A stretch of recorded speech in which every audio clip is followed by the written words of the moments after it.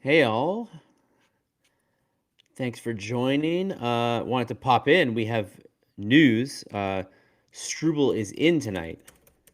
He was a late scratch or not yesterday, on Saturday with a an upper body injury, but he's good to go tonight. So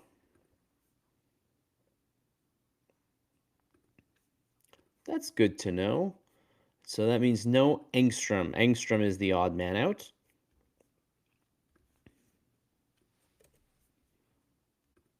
Um, lots of hot topic about the defense in general after the last game. Uh, I don't think anybody acquitted themselves particularly well, but I would say that the one defenseman that definitely did not look good was, sad to say, Alexandre Carrier, who's been pretty lousy for quite some time now. Um, Not sure what that's going to mean, but they might have to figure that one out soon. Is McDermott in the lineup tonight? Hold on, I got the lines. Bruce Garriock had the Sens lines. Bruce Garriock. Uh, yes, we do indeed have McDermott tonight. So we got Brady Tkachuk, McDermott. Cousins is not in. So, but McDermott is. So he'll be the tough guy. Because the other two guys on the fourth line are Grieg and Eller. And Grieg's more of a cheap shot guy than a fighting guy. And of course, Lars Eller is, as you all know, a gentleman. But here, let me get you the Habs lines.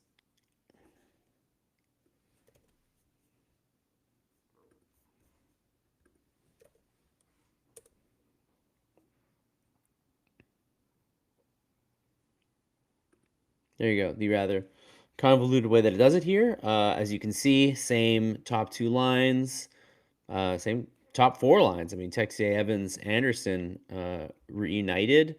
And then, yeah, Struble with Hudson, Jack-Eye with Carrier. As I mentioned, Carrier was god awful against the Avalanche. I mean, everybody was god awful against the Avalanche, but Florian might go with McDermott. I think that is a pretty fair bet. I would also take that bet.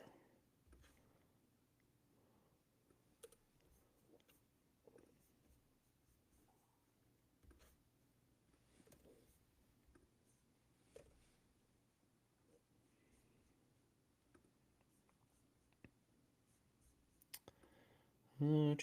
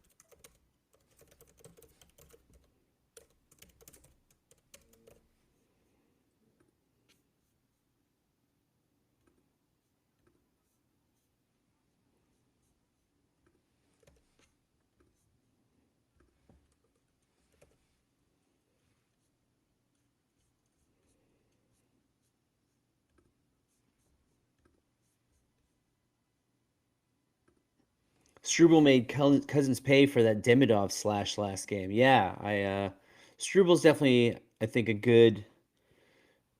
He definitely his physical play definitely like comes to shine when he's defending a teammate. He's not the kind of guy who goes out and he hits somebody, but I will say that he is good at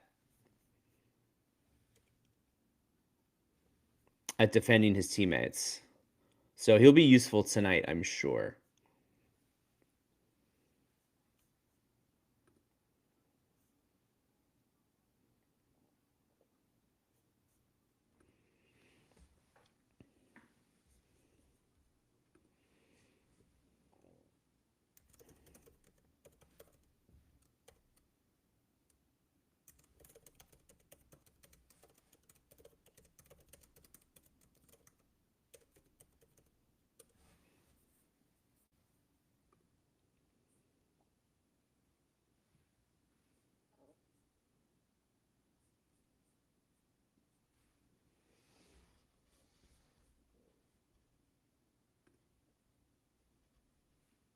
Oh, what happened to my hold on, I lost my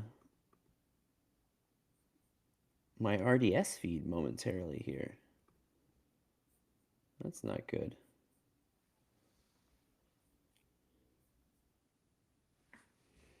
Well, hopefully you don't lose this feed.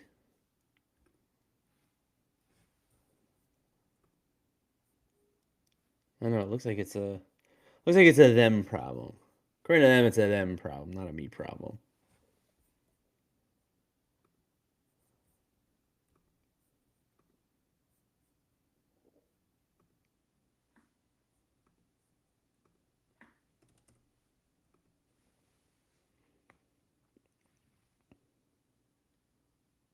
Anyways, we still got lots of time before the game, so not the end of the world if it takes a while for my RDS feed to come back. But yeah, definitely the Sens are the Habs' biggest rival right now, I would say. If you look at the NHL standings, we've got in the Atlantic Division, we have the Canadiens at 29 points in 24 games, and then the Sens at 28 points in 25 games. And they both have a -5 goal differential. They're both on little mini losing streaks. The Habs have lost, well, they're not on a losing streak. They lost their last game, and then the Sens have lost their last 2 games. So kind of an interesting time for both of them. Obviously, both have big time playoff aspirations. And where do they both sit right now? They don't sit in a great spot because the Metropolitan Division is quite a bit stronger right now. We have the Flyers that would take that spot.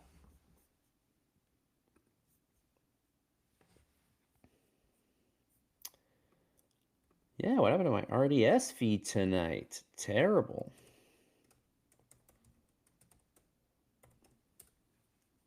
My TSN feed any better? My TSN feed is definitely not any better. So much for that. Oh, it would be the same, right? They're both Bell. Oh, that's why. There's like a Bell.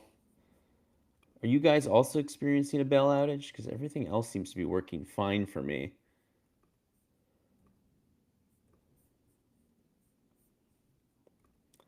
Let's do a little computer restart.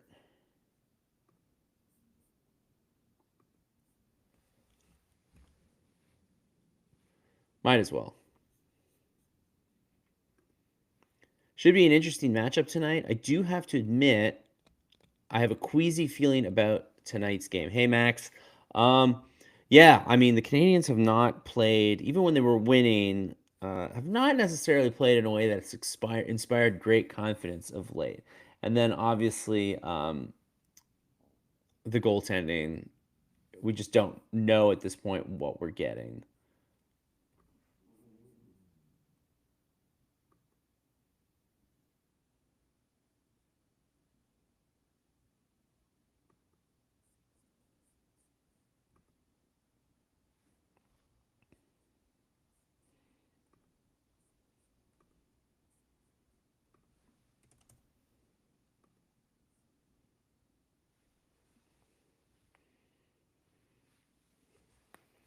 Yeah, what is going on tonight with my feed?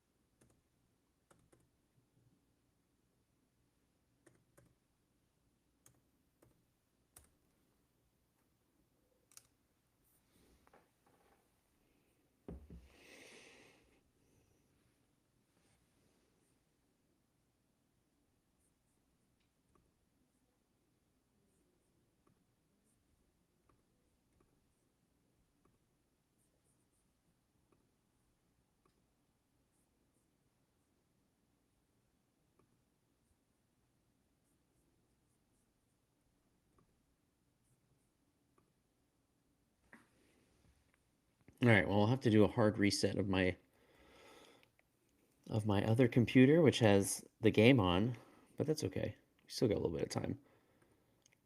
Tkachuk plays like Pepe Lemieux sometimes, hits and hides behind teammates. Yeah, it's kind of why we love to hate him, right? And why Sens fans love him. He's by no means an angel, but hey, are you guys excited? You guys, I know the Olympics, I know, but are you guys excited? Do you think that the Four Nations Cup animus between Canada and the U.S. is going to spill over into the Olympics, or do you think because it's the Olympics, everybody's going to be on their best behavior, and maybe it just won't be as exciting? Also, they have to go through so many other teams. Four Nations Face Off was like a quick tournament, whereas the Olympics, you got to play against like Team Italy, and you got to beat them 11-0. And by the time you get to the final, like you're not as excited as you were. You're just trying to get through to the end. So I don't know. I'd be curious to know if you guys think that we're going to get the same level of passion. Also, it's just is it politically the same situation right now, or is everybody just kind of resigned to what's going on?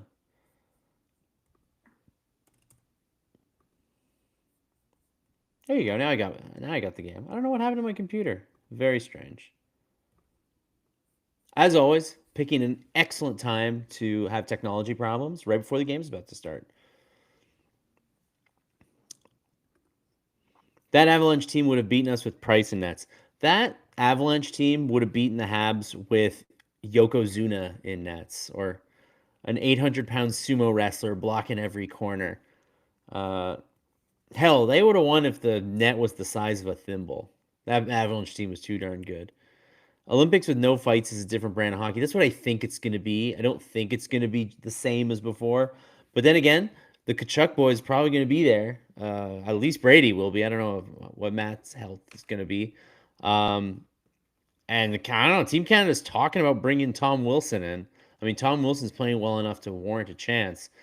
And Bill Guerin even said, no doubt, indirectly talking about Caulfield and Hudson, was saying, well, if you're not willing to take a hit, and if you don't like being hit, you're not going to be on this team. Sort of suggesting that he was going to bring only big guys on there. So I don't know. I guess we'll see what happens to the Olympics. I'm very excited.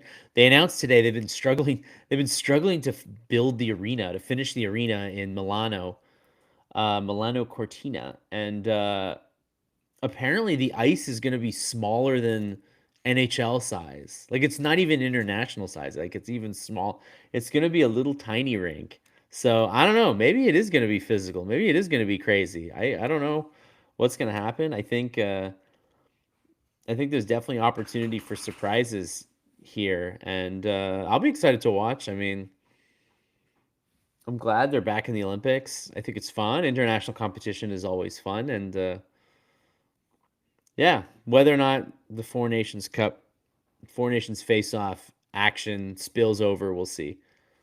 Hello, drinking hand. I got a water because it's Tuesday and it's a school night.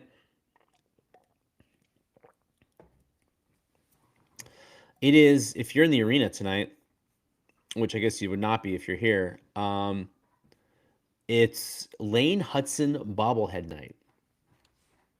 If these things are of significance to you, that's what it is.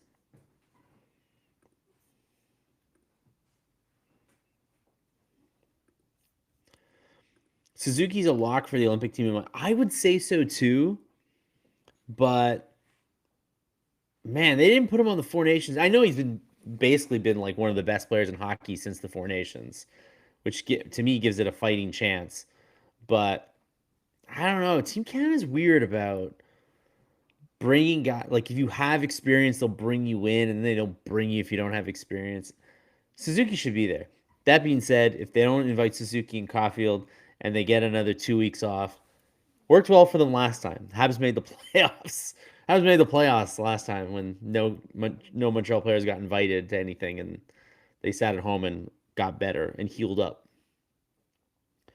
So I'll take that if that's what happens, and it'll give also a chance for I think like Laine's return will probably be like close to that. So if he's like almost ready to go before the Olympics, they can give him the rest of the Olympics off and he'll come back ready.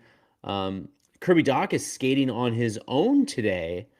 Not saying Kirby Dach's coming back tomorrow, but Kirby Dach's only projected to be gone until the end of the year. I know when he got hurt again, everybody was like, death sentence. But this is not the usual Kirby Dach out for the season injury. This is a Kirby Dach out till the new year injury. But he could be back sooner rather than later.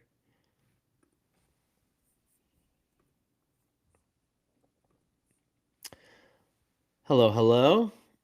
Happy to have you, Rick. But yeah, so just to keep you guys up to date, Struble is in, Engstrom is out. Um, should I even ask you guys what you think of Engstrom so far? I feel like I haven't seen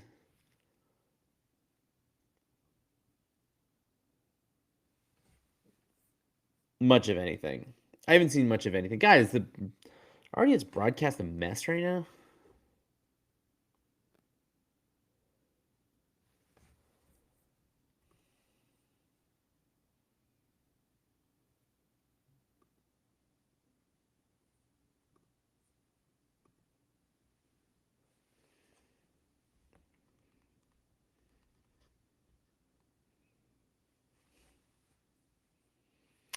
Cole Caulfield is your Molson Cup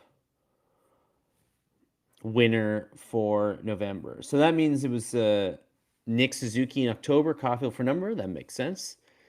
These are better times than. Do you guys remember they're like a Molson? I mean, certainly during the Price years. I feel like Price won every month. I feel like very rarely did you see if there were no forwards on the team that could sustain enough quality play long enough to get like Molson Cup.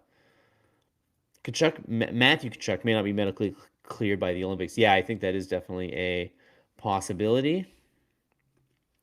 Haven't seen enough of Engstrom to judge. Yeah, I just feel like he just wasn't trusted very much, didn't play very much, is just kind of an extra body with Struble kind of touch and go, and with Jack Eye not really in the coach's good graces. Although that being said, when you look at how poorly Alexandre Carrier has been playing since like I don't know, like mid October or so. Thought he was all right for first month of the season, but he's kind of fallen apart since then. Uh, is Jack Eye getting any favors here? Like he's don't think he's got a partner that's playing well enough right now to support him. So whereas I think in the past Alex Carrier was the exact guy that you would want with a Struble or Jack Eye because he was so steady, but I don't know. Something's up with Carrier. He's not playing well. I feel like he's ever since the Western games, the ones where they came here and they beat the Habs, and then the ones now out west. I feel like Carrier has really been exposed. He doesn't look right. I don't know if he's hurt. I don't know what's going on, but yeah, I Carrier's not playing well, and Reinbacker's playing really well in Laval, and I don't think they want to do that switch, but and I certainly don't think they will unless they're absolutely desperate. But Reinbacker's coming, guys. I just want to put that on your plate right now. He's coming at some point. I don't know if they're really sitting around thinking this guy needs to be in the minors until the end of the season. So far, the Canadiens have been very aggressive in calling up their guys, and I don't see why Brian Backer would be any difference.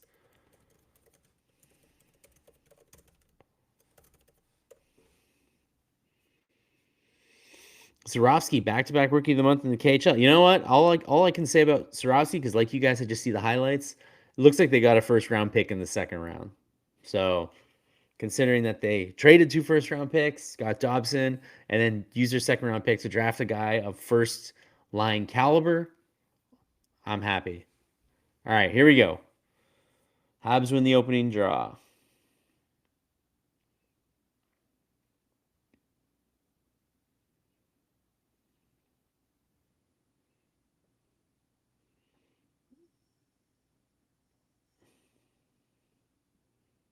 Nice turnover, Slavkovsky, right from the get-go. Gave it to Carrier at the point, who wasn't able to get the puck through traffic, but I think we're all pretty happy with what we're seeing with Slav at this point.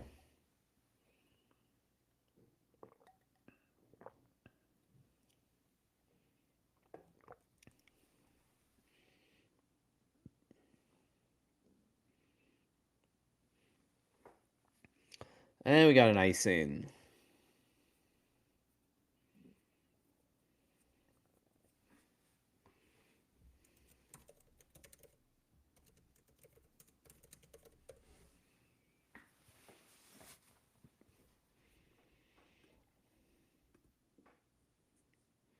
As mentioned, Struble and Engstrom out.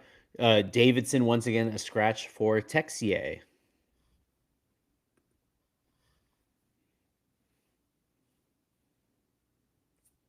Shout out the Lewiston Maniacs. I heard that the QMJHL is thinking about going back to Maine. I heard some very minor chatter about that, which to me sounds pretty nuts because it didn't seem like the Lewiston Maniacs did all that well, but hey, they've got at least one alumnus, I should say.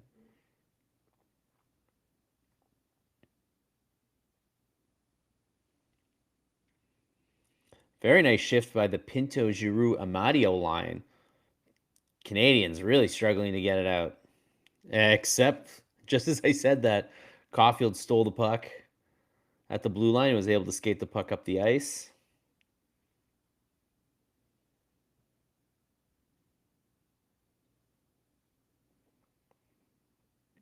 Yeah, they're right. Caulfield has gotten very good at those blue line turnovers.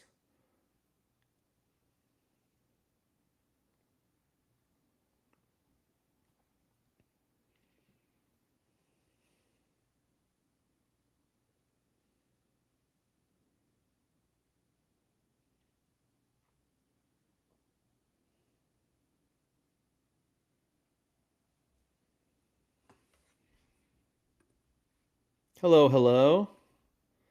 Hello, hello.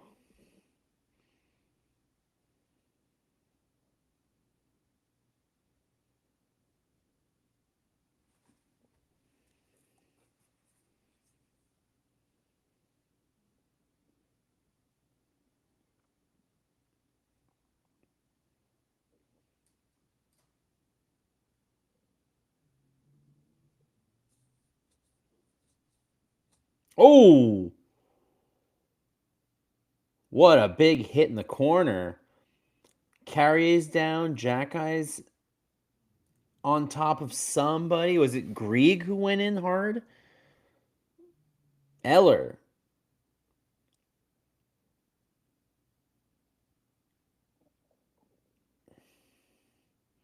Yeah, look at that. First power play of the game.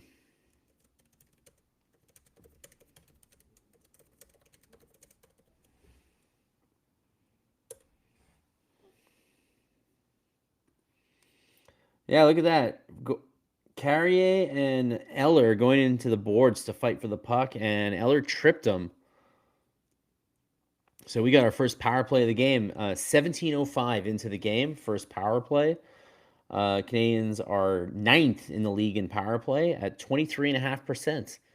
And I think the power plays run very hot and cold this year, I'd say. And currently it's running hot again.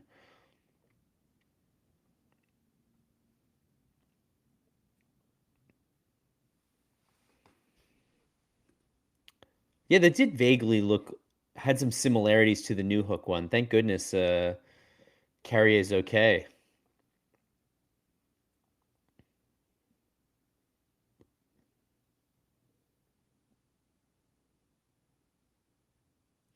How did Bolduc miss that? And then Hudson in the corner, how did he miss it with the goalie completely down? But Hudson managed to keep it in the zone, so they got another chance here. But and then cross ice to Slavkovsky, and it's a power play goal. What an amazing power play that was. Doesn't that make you feel good? See the Habs. See the Habs actually have a great power play.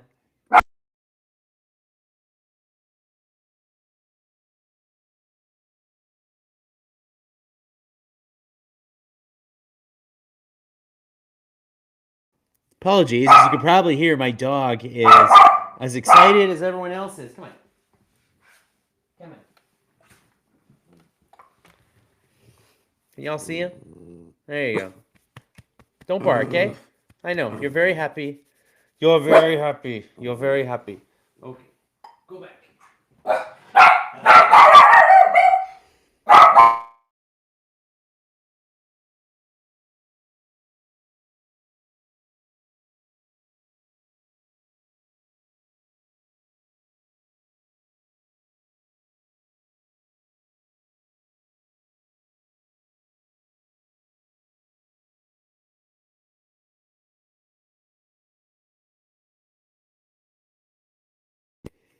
Well, that didn't take long. Just as soon as I got up to take the dog out, kick the dog out of the room, Fabian Zetterlund, 5-on-5, splits the D, spins around, one-timer. Montembeault is once again doing that thing where he's kind of sliding, over-sliding. Oof. Not great.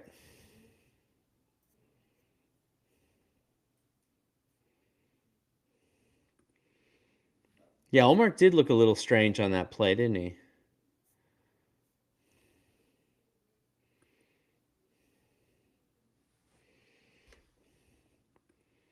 Yeah, that not gonna lie, a little bit. That was another one of those far out. There wasn't any traffic in front. I know it's a hard one-timer, but I don't know. You slide over, you should be able to make that play.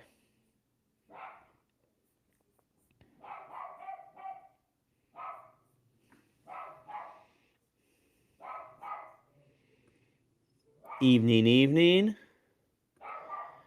Can't jinx a shutout phrase. I know. There's no shutout to jinx anymore. But yeah, I don't know. I agree with you guys. I can't say that that was an impossible one for Montembeault. He should have stopped that one.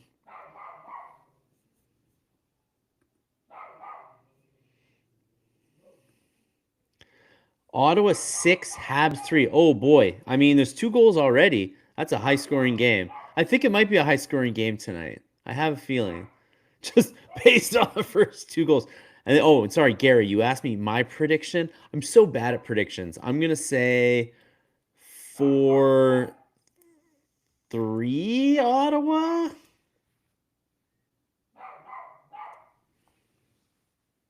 This is why I don't gamble. I'm not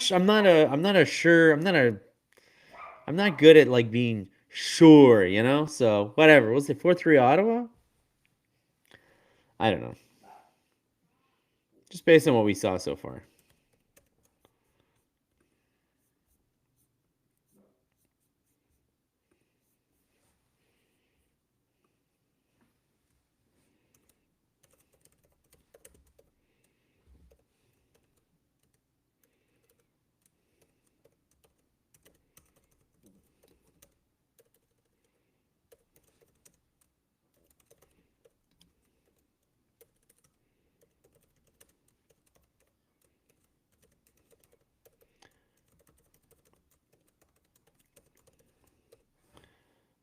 I mean, the usual suspects on the Habs goal.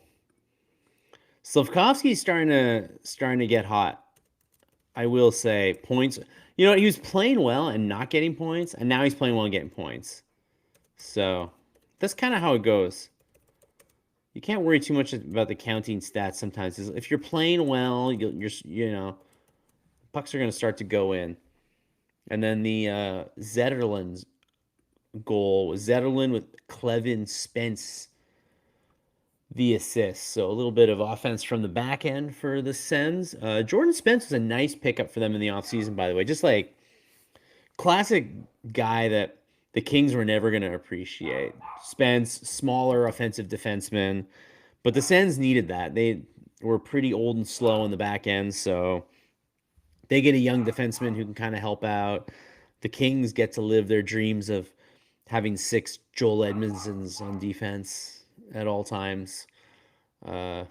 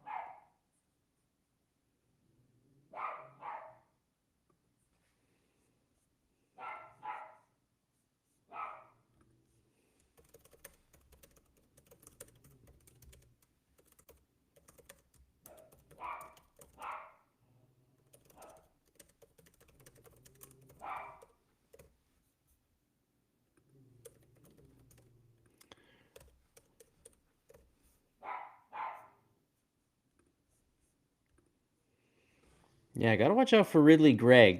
Gallagher just avoided a pretty big hit there, and then Gregg almost wiped out totally in the bench. But he's a guy. He's looking out. Habs better watch where they're going. Slav said he wanted to play like Tkachuk. He can prove it tonight. Man, I feel like famous last words when he said that because it just put, I think, an unrealistic expectation of the kind of player that he is. But, and that's not even to say that he's not a very good player or cannot be a great player, but player comparisons are always like tricky, especially somebody like Brady Tkachuk, who's such a unique player. Um, but hey, Slav said it, not us. So Slav's the one who's got to live up to that, right? Habs goalie still wearing off the sunburn next from the Avalanche game. Ouch. Well, it was a pretty bad one. But only Dobesh was in there, right? So Montembeault should be feeling great after his game against Vegas. Splitting Chicklets had a nice interview with Matheson the other day. They did, and they talked about the one clip that everybody kept sending me was about him talking about Demidov's love of New Balance tracksuits. I think because people know that I am a fan of a New Balance tracksuit. Sorry, I don't wear like just because like I'm neck up all the time, and I kind of just wear home clothes while I'm here. I don't get dressed up for these things. But if you want me to get dressed up, let me know. I'm happy to. I try to keep that. I try to change the hat up a little bit, so I'm not always the same hat. Because then I like watch myself. I like watch the YouTube thumbnails later, and I'm like, I don't want to look the same all the time.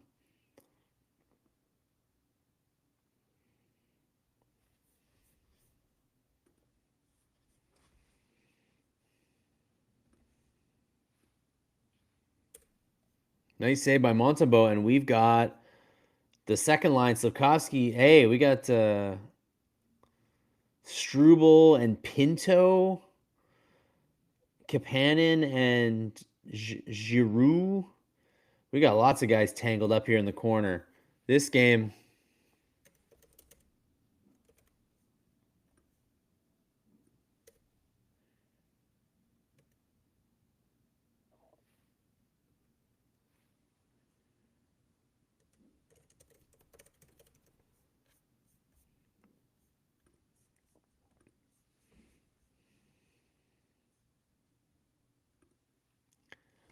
Because I'm the guy on the camera. That's why I should dress up a little bit. But I am wearing a. This is a Canadians. It's funny. I don't personally buy Canadians. I'm not behind. I don't think I'm behind. It's a whistle right now, right? The guys are going to the penalty box right now. Is that about where you guys are? Now you might also be behind. You have to press live sometimes on the YouTube. Sometimes I get knocked off the live. But no, I think I'm on RDS tonight. RDS is usually the one that's pretty up to date. It's when I watch on the Sportsnet app that it's like a mess. Yeah, we got some 4-on-4 hockey coming up.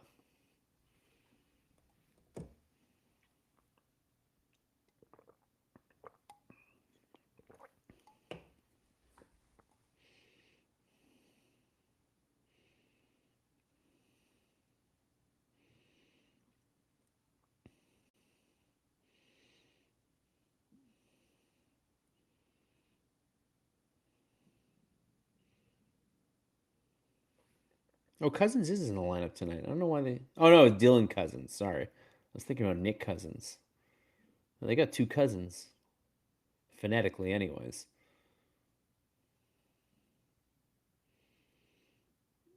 Nice job, Dobson, protecting the puck along the boards, but nobody went to the net, so he kind of just shoveled it out to nobody.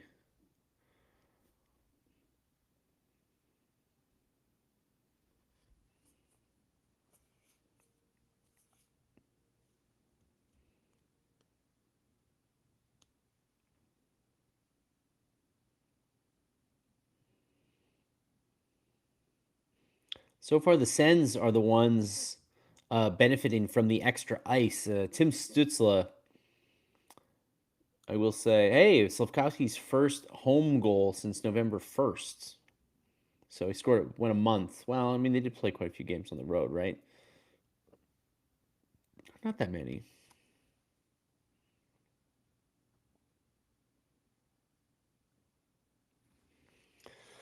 Canadians passing, not sharp on this 4-on-4. Hudson, a couple of plays now where they tried to pass it back and there was nobody there.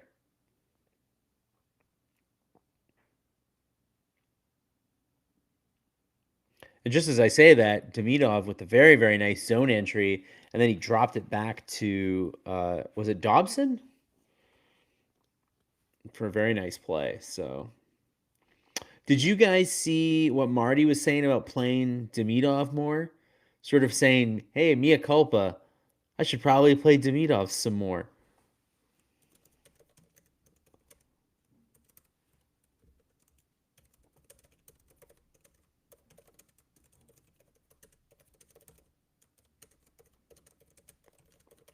Because I know we've talked about it quite a bit, eh?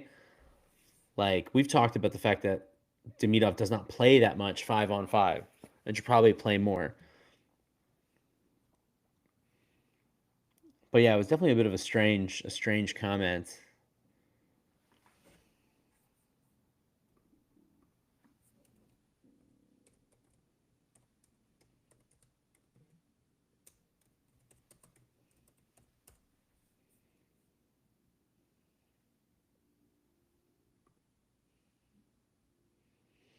Yeah, here's the exact quote from Marty St. Louis. He's just got to continue doing what he's been doing. I know I can give him more minutes, and I'm trying to. Sometimes it's a matter of context. Sometimes I look at the game sheet and think, geez, he only played this many minutes? I have him on the bench sometimes. I have to do a better job and give him a little more, that's for sure. I can't tell you if there's one specific thing he needs to do, but he needs to contribute to convince me that he deserves to get more minutes. Right now, I can tell you that he deserves to play more minutes, but life isn't always fair, so he's got to continue to play the way he's been playing. Okay. Bit of an odd bit of an odd comment, but that's Marty, eh? Marty's not he's definitely a little different than the average. The average coach would have just been like huffed and puffed a little bit and said nothing.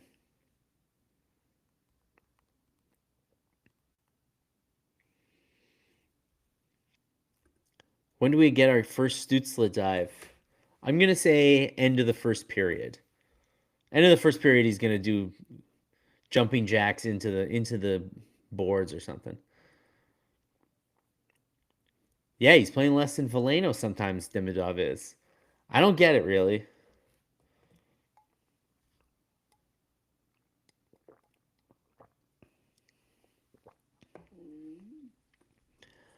Wayne Hudson's a very scary figure. You can't blame Stützle falling down every time he sees him. Hey, Lane Hudson's been known to play the body. I won't discount the occasional hit he does. And Dobson is down after. And then, so Dobson down in his own zone, goes back to the ice, goes out to the bench slowly, and then the Canadiens take a penalty when I think Evans just kind of laid out somebody.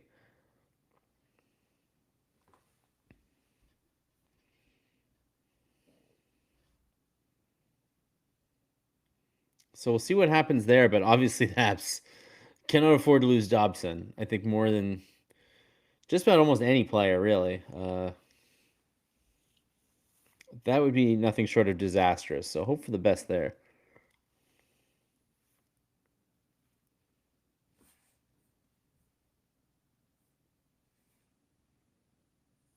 Okay, so it was a delayed penalty. We finally got the whistle. Yeah, it's a high stick on Evans, as Ryan accurately pointed out.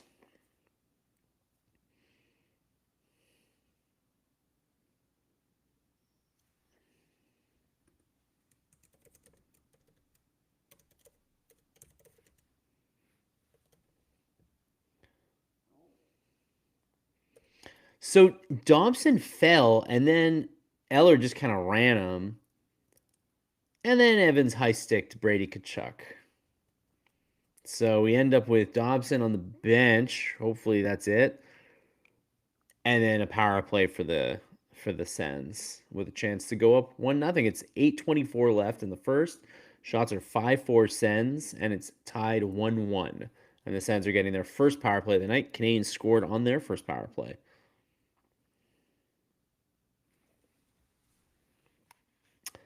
And Veleno gets tossed from the faceoff, and Kapanen goes hit it. Man, fans are not happy about that. And then the Sens win a clean faceoff.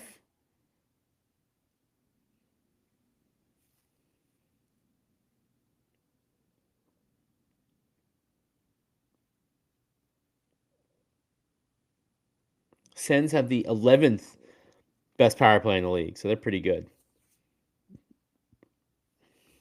But Montembeault made a nice save there, and it gets cleared.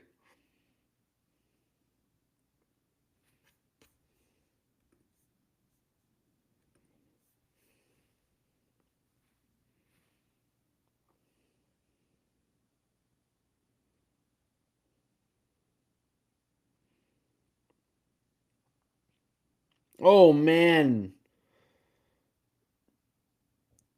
Batherson backdoor, wide open net. Not sure how Montembeault came across and stopped that. There was another Habs player too, but stayed out. We're now a minute into the Ottawa power play.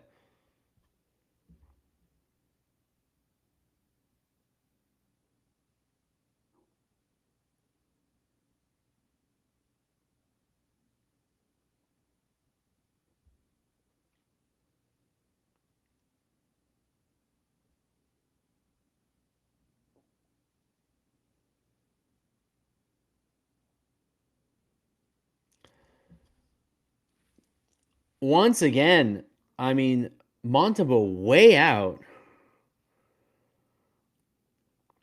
And then gives up the rebound, wide open net. It's about 3 Senators around the crease, but nobody can get it in. When does Tkachuk pound on Arbor? Gary, be careful what you wish for. I don't know. Keep in mind also, Brady Tkachuk came back from a broken thumb. Is he really going to risk breaking his thumb again? I don't know what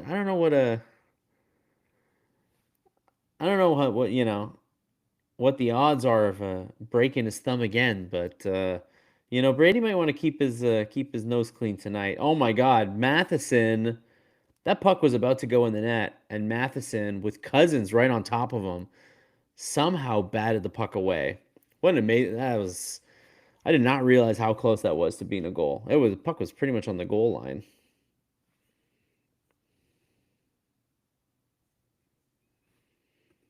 Does anyone notice that Veleno gets kicked out of the faceoff more than usual? Oh, that's an interesting. They keep that stat? I don't think they do, but you're right. Anecdotally, it does seem like he does.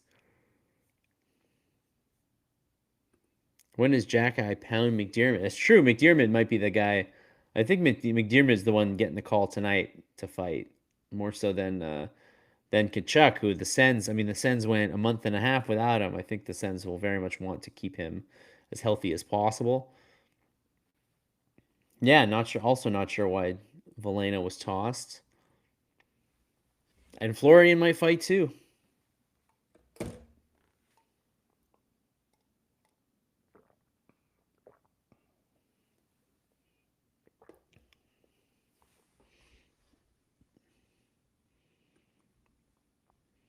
Tkachuk will pound on Arbor at the same time Veleno gets a hat trick. I'm telling you, we got a nice little budding rivalry here going with the Sens. Guys who can fight. People don't like them.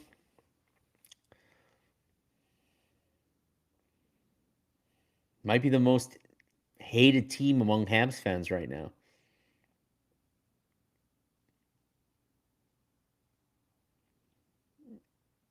Nice hit on Jack-Eye to stand up to Amadio entering the blue line.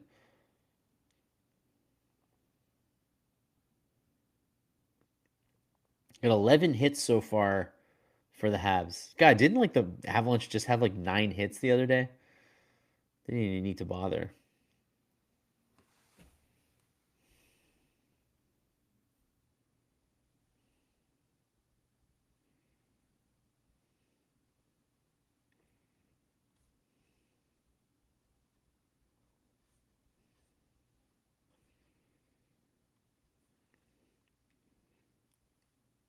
Well, Gary, I don't know if the Habs stayed away from Jeannot. Didn't they fight him last game? And the Habs haven't played Boston since then. So I think Jeannot is fair game for the Habs at the moment. When do they play Boston again? Hey, who was that with the big hit? That's Struble?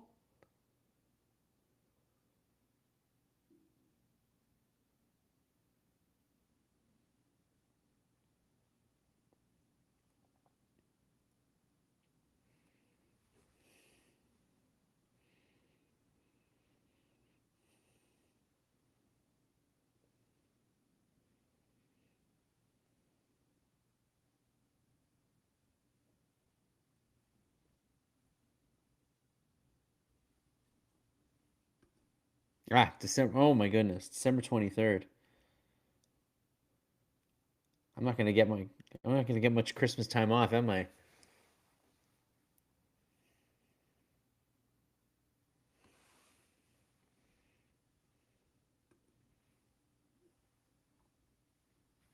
Ah, 2-1 Sens.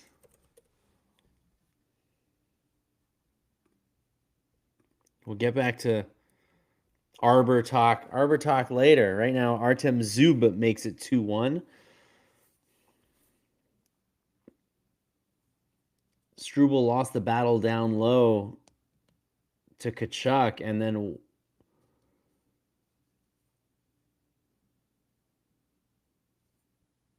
Caulfield lost his guy in front. I think it was Caulfield's guy in front. Zub, eh? Man. Zub's not much of a goal scorer, but you still can't leave Zub wide open in front like that.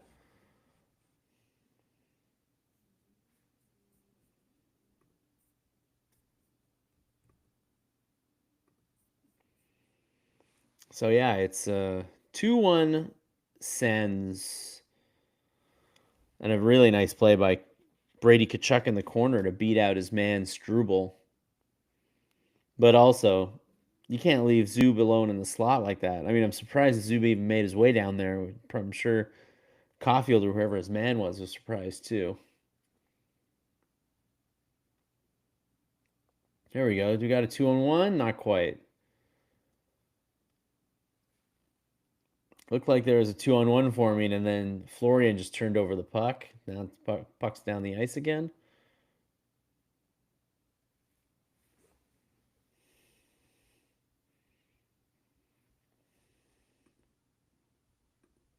Yeah.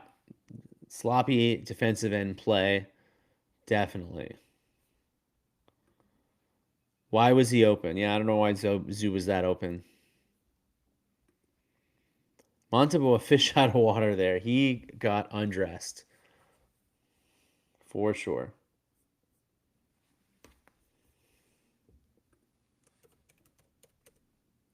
So is the new and improved Sam Montembeau a one night thing only? Is he only good in Vegas? Because so far, I don't know. I don't think you guys are feeling the 2 goals that he let in.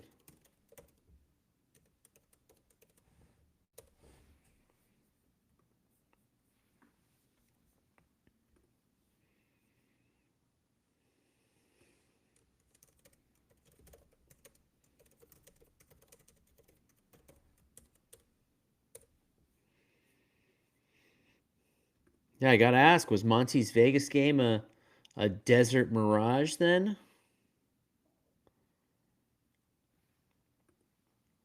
Could see that coming a mile away. Have Habs done anything of consequence since their power play? Seems to be a theme. These long sequences where we do nothing but face an onslaught. That's a very good point. They scored that power play goal, got to an early lead, and then it's been all Senators since then. Really has been. So,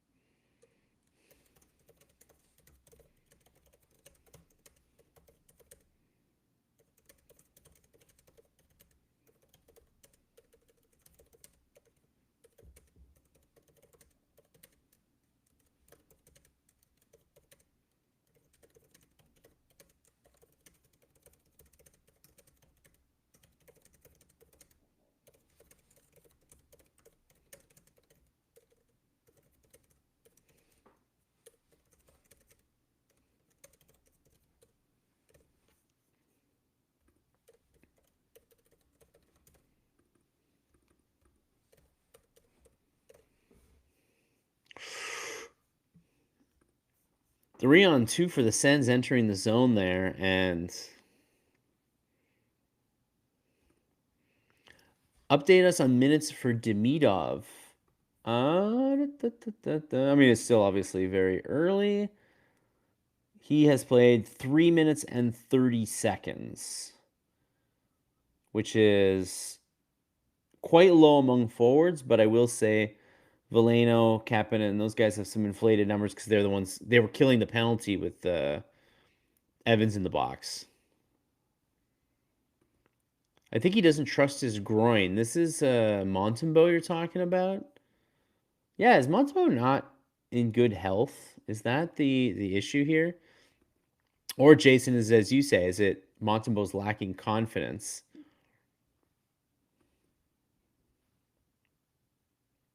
They play every Sunday this month. Well, I don't like Sunday games. Je refuse. I don't. I got other things to do on Sundays. Would say these are growing pains from a young team, which is true, but the Sens are also a young rebuilding team. Just seems to have long lapses. Wonder if the shaky goalies make the boys tentatives. Well, they do have basically the same record right now. They're basically, they're in the same spot in the standings, and we got a delayed penalty on the Senators, so the Habs will have a chance to tie it up with 1:11 left in the third period, or sorry, first period.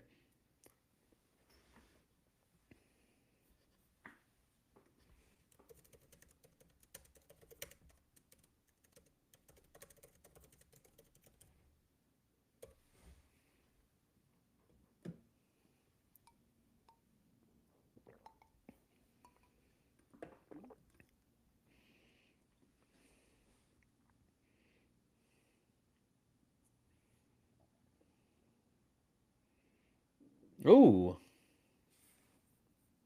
okay. A little cross check.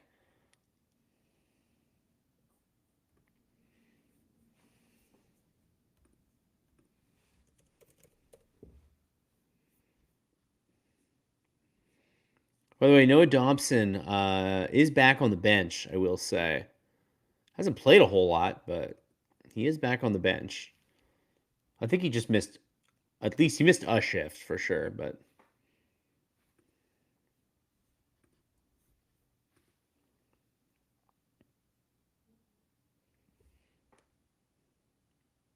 And then Eller just like on the penalty kill, just allowed to walk in.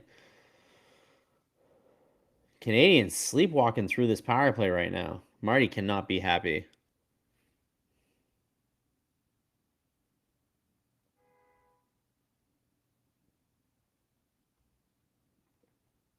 All right, 35 seconds, and the Habs are finally in the zone. But just as soon as they get it in the zone, Ottawa clears.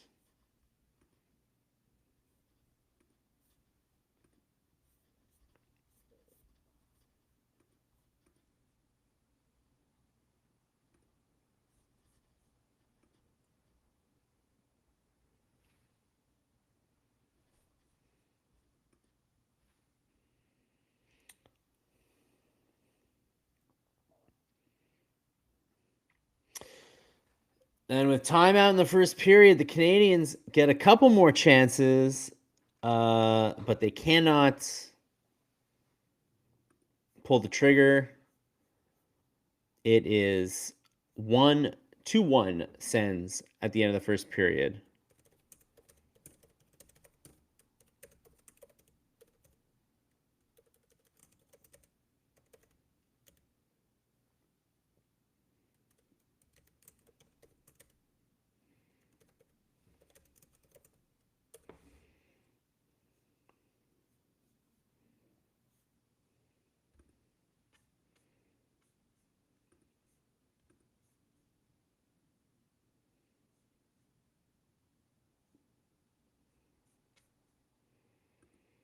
Yeah, that was not a good.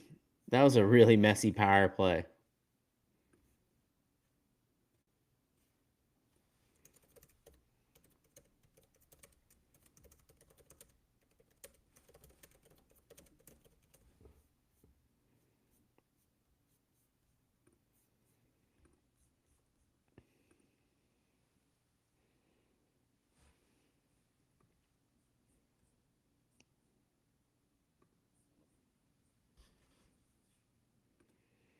Got to shake it off in the intermission. Yeah, they've so far been weaker more in their second periods, but today they're going to have to find a way to be better in the second period than they were in the first.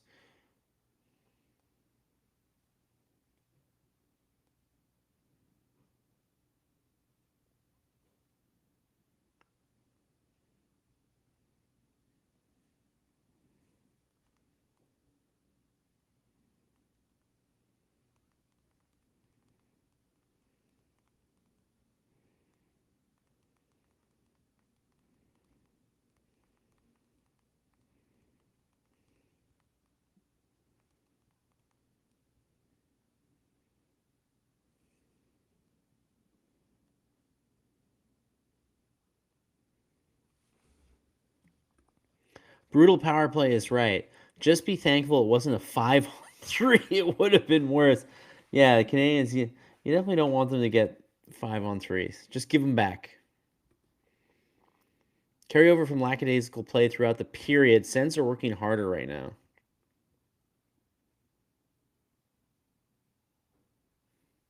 Yeah, just not a great period. They started off fast. Slavkovsky scored his eighth goal of the season, assisted by the usual suspects, Caulfield and Suzuki, who just keep adding to their massive point totals this season. I mean, not Nate McKinnon, good, but still good. Here, I wanted to have a look at. Curious to know about Slavkovsky's splits so far this season. So in October, He had 5 goals, 6 points in 11 games, and then in November he had 7 points in 13 games. So not like a wholesale difference. His ice time definitely got cut down a little bit in November, but I thought he played better. And where does he rank in terms of the team in hits? I feel like he's got to be up there. Yeah, he's number one. Zachary Bolduc is number two, which is super interesting. Bolduc has 42 hits, 24 games. Slavkovsky has 44 hits in 24 games. And then Jack at 41, Anderson, Veleno at 40 apiece. So Veleno, you know, I can't say that Veleno has looked amazing thus far, but he's got he's fifth on the team in hits, despite playing 5 less games than everybody else. And he's winning 51% of faceoffs right now. So, in some of those aspects, he's playing a little bit better. 19-9 Habs leading hits, but only 33% in faceoffs. Having Jake Evans in the box definitely does not help with their faceoff count.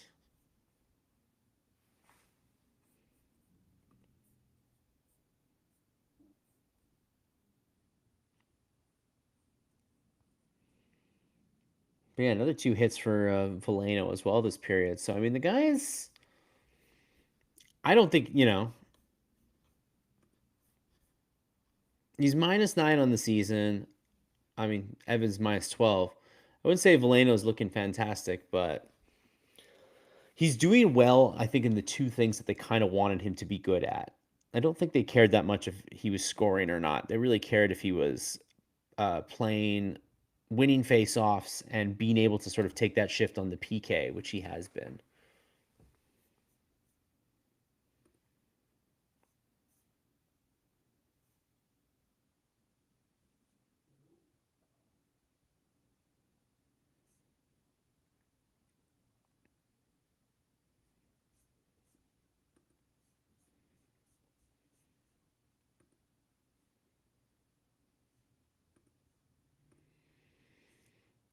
I am sort of curious to see what happens with Dobson.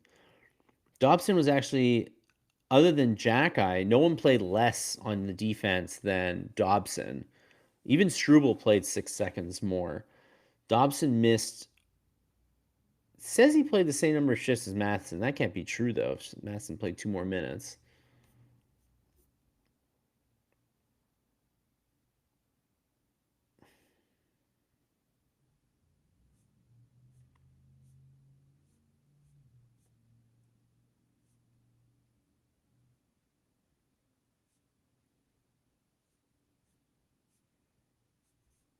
So I'll let you know as soon as I know about Dobson.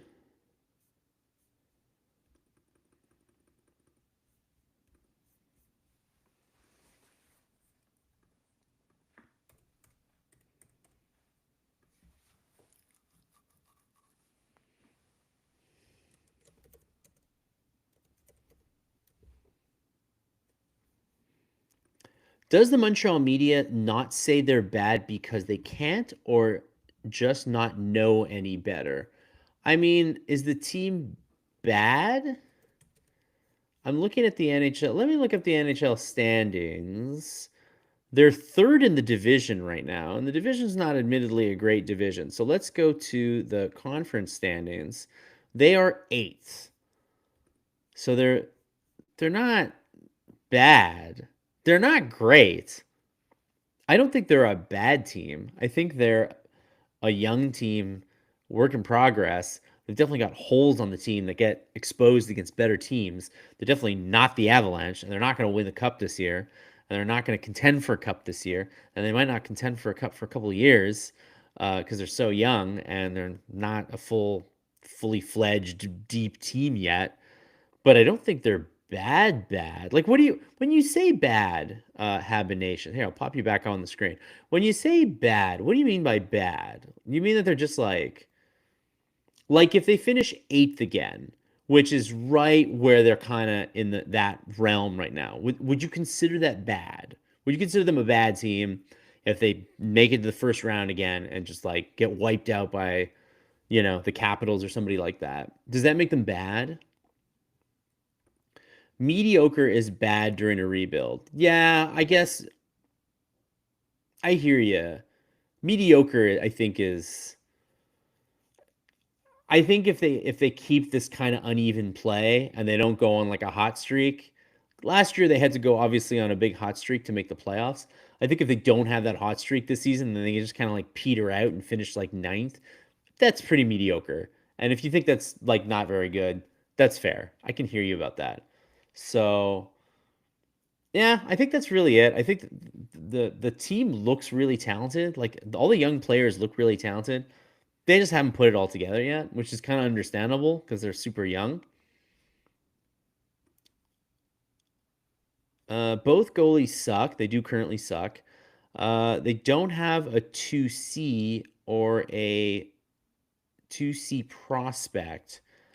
5 to 7 Ds are lefties, and they have no grit, so they're bad. Well, I mean, I would say that the biggest problem facing this team for the last like 25 years or so was just a complete and utter lack of talent, especially outside of the goaltending when Carey Price was here. So they actually like have some talent finally. Uh, the goalies, they're not playing well right now, but they were good last year, so maybe they'll be good again. I don't know. It's possible. They don't have a 2C. That's fair. They need one. They don't have a 2C prospect. I mean, Haig looks really good, but he's first year in college. Like, too soon to say anything. Ditto Swarovski, but they seem like okay prospects. And I would still count Kapanen in that thing. I don't consider him to be a 2C, and I don't think I mean, he's a 2C right now. I don't consider him to be like a real 2C, but he's like a decent prospect. Anyways, 5 of the 7 Ds are lefties. Yeah, they need to sort that out. I think Reinbacher is going to be up. Reinbacher is playing really well in Laval. I think Reinbacher will be up. And then, so they'll have 3 righties at that point: Dobson, Carrier, Reinbacher. So things will be a little more even then. But I do think organizationally they need another right-handed defenseman. I'll tell you that.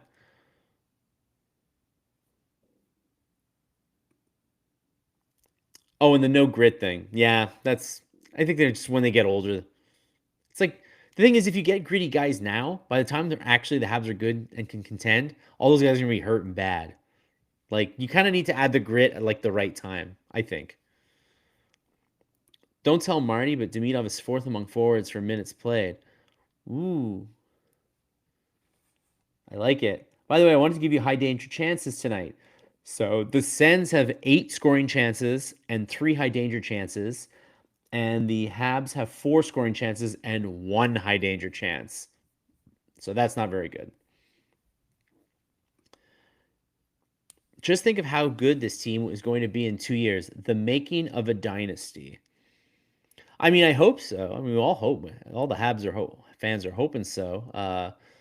Long ways to go till then, but they do have a lot of talented players on this team, so it's just going to be a matter of like continuing to build, and then finding that 2C. Doesn't look like the 75 team to me. Sorry, I don't think any team here. I'll pose this question to you: how did the Avalanche on? Yeah, I've seen dynasties. Right, dynasties like a bit much, right? But I'm curious to know, how did the Avalanche on Saturday compare to the 75 Habs for you? Because the Avalanche looked like a team. You know what I mean? Like the Avalanche look like a team that could be. They've won 1 cup already, and then they kind of petered out a little bit, but now they seem like they're back on track. These Avalanche look like they could definitely win a cup this year. So I'm curious to know how you would compare um, the 75 Habs to the Avalanche that we saw the other day. That's what I'm curious to know. You can let me know what you think.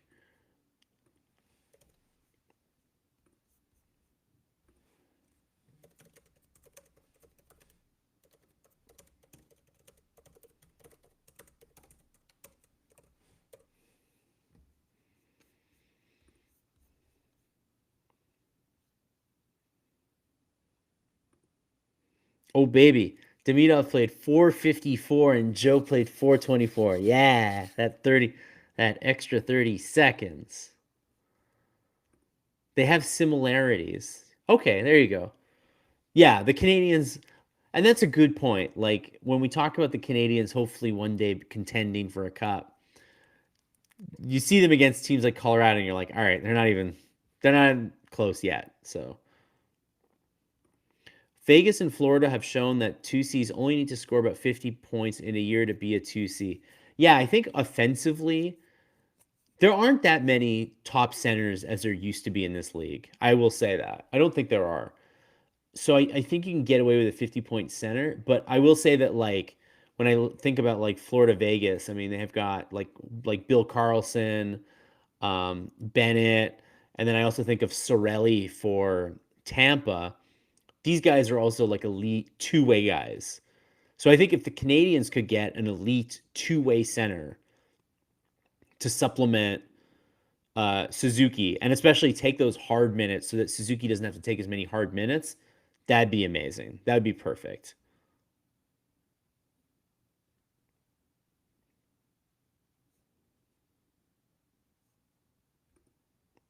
Florida has Lindell playing third center. Yeah, that helps. That helps for sure. But I will say, honestly, I will say, and this is not like let's say the Habs get like a real two center, and then it's Suzuki real two center, and let's say Kapanen keeps improving, and like 2 years Kapanen's like even better than what he is right now. Kapanen's a pretty good 3C, but he's got to keep getting better. He's not. He's only played fucking 30 games in the NHL. I'm not gonna anoint him anything yet, but if he keeps going, why are people so obsessed with Demidov's ice time? Because I think people want to see him play. Like it's weird to see him more in the bottom half of forwards on the team in ice time. People want to see him in the top half.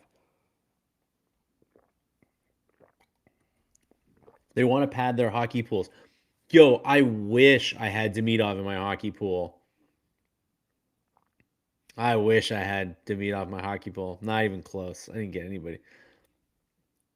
No, I got Suzuki. That's true.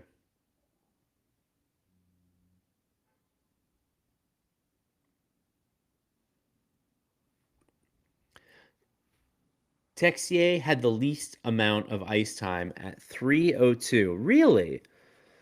I guess that's not surprising. He's the new guy. Remember, Kapanen is a rookie. Yeah. He's like has I think for all of you, I'm sure you all agree with me. He has like far exceeded whatever expectations that you had from him this season. Like he's like already showing way beyond what you thought you'd see from him. But I don't know. I don't know if he'll keep it up, but we'll see. A center that could eventually take the C in Suzuki's job in a few years. Wearing the C isn't a forever thing in Montreal. It's going to take a hell of a good center to replace Nick Suzuki. I know there was a lot of this discussion, especially when Gorton and Hughes took over. And even Gorton said that he came in and not thinking that Suzuki was the number one center and was convinced otherwise. And has been sort of, you know, their opinions have changed on Suzuki. I think when you think about like there's 32 teams in the league now. I think in a few years there's going to be 34. There isn't going to be 34 like real, there's not going to be 34 Nate McKinnons out there. So I think Suzuki has already put himself in the top 15 centers in the league, I would say.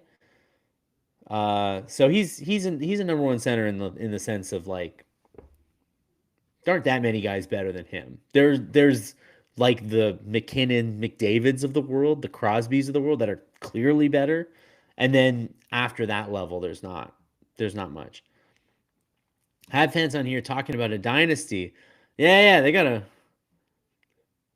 Hey, it's fun to dream a little bit, but yes, it's very. These are early days. They gotta gotta beat somebody in the playoffs first.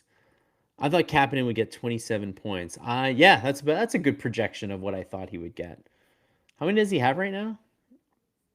Kapanen has 13 points in 24 games right now, and 15 points in 42 career games. Oh, he played more games than I thought last year.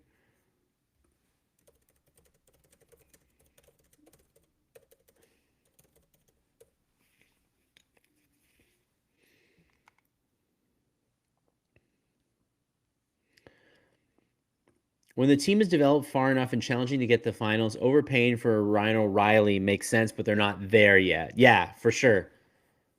At one point, they're going to pull the trigger on something like that. Oh, yeah, the Canadiens still have 49 seconds of power play to go here.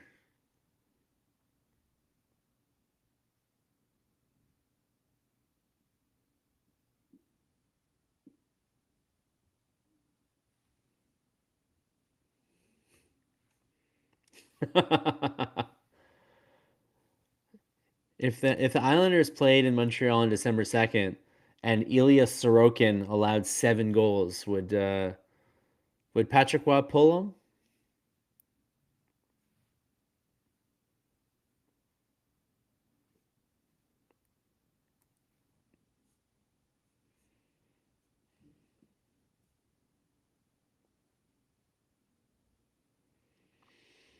And we're back to 5-on-5.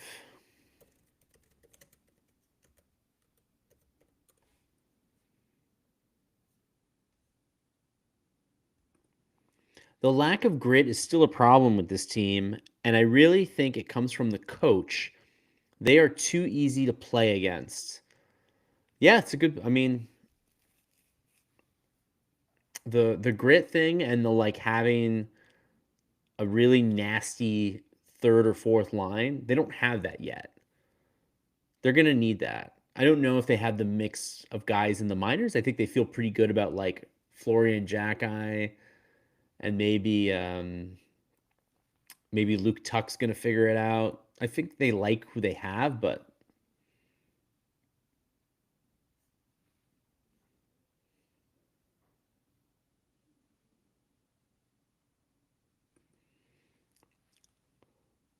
even when the Habs were dreadful the past 10 years, some outrageous Habs fans were talking dynasty. You're always gonna have people who are,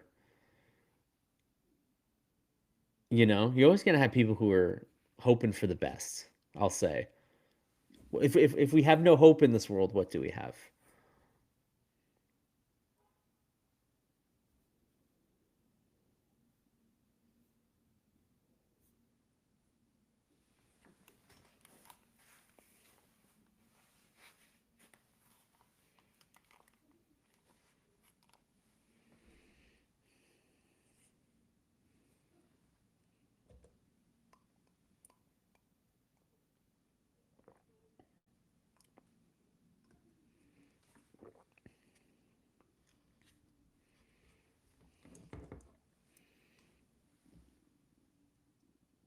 Matheson had plenty of room on the point, but couldn't get a shot on goal off the draw there.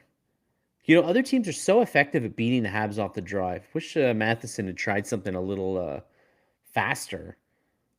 I feel like he was waiting a little too much for guys' bodies to get in front, but I think a quick shot off the draw would have worked better.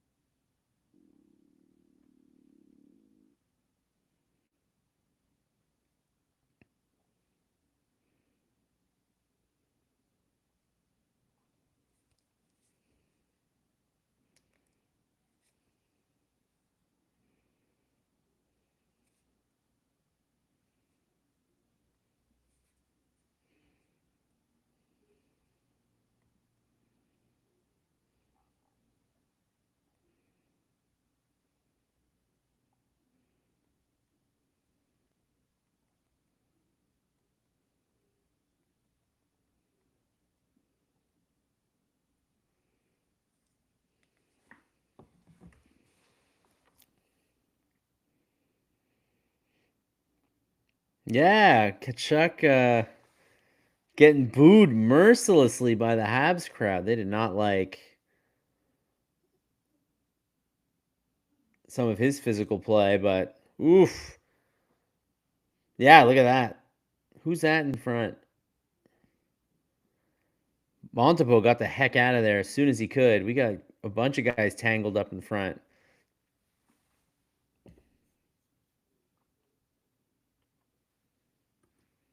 I was hoping they were building a dynasty, but that takes longer than 4 drafts, so I'm confused.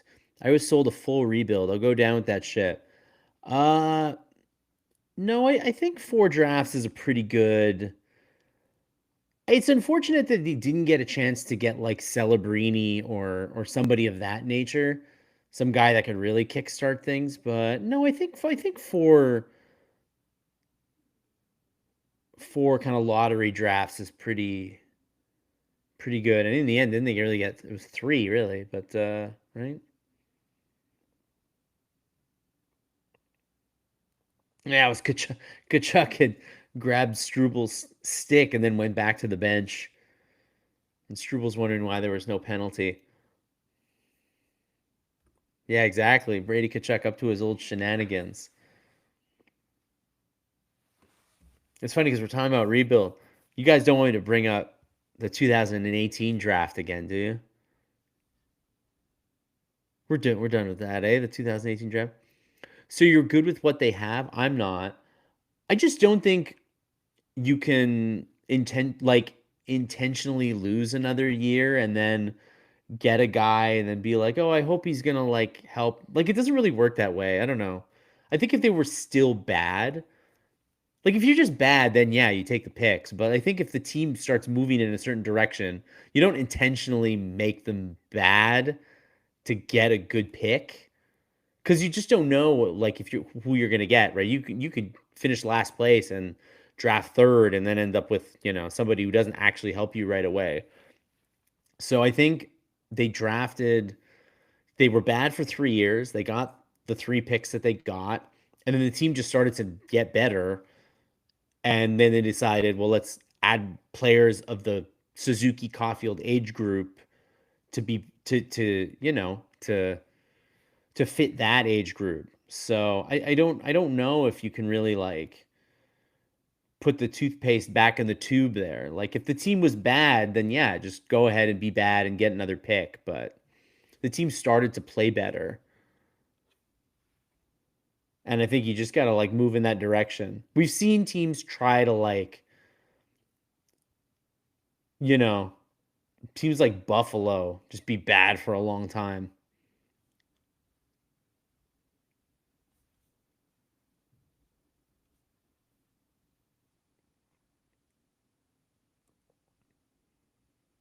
But they need more players. I'm not like happy with the team that they have, I will say.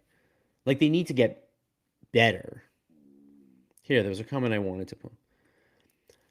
The Habs are too small, period. They need to redo the bottom 6, but they're not going to do it while they still have guys under contract, right? Like Anderson and Gallagher are still under contract. So them and Evans make up a bottom line. But that's where they got to get their size, right? On those lines.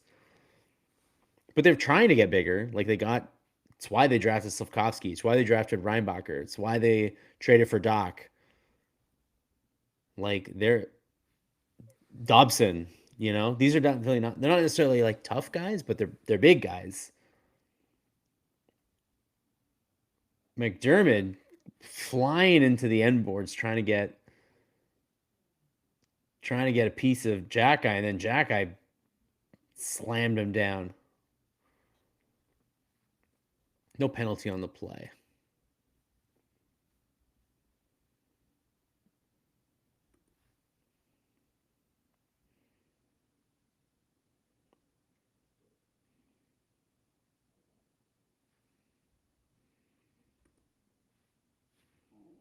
It was McDermott that came in for the hit. It was a very nice. It was a very nice play.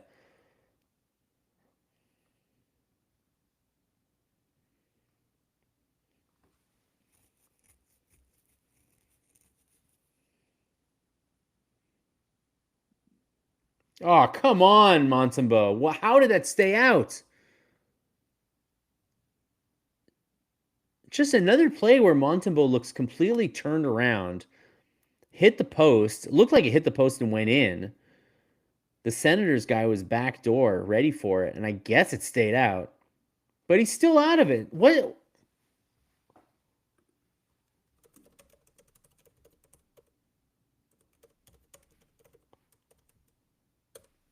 And Jake Sanderson makes it 3-1. But what is Montembeault doing?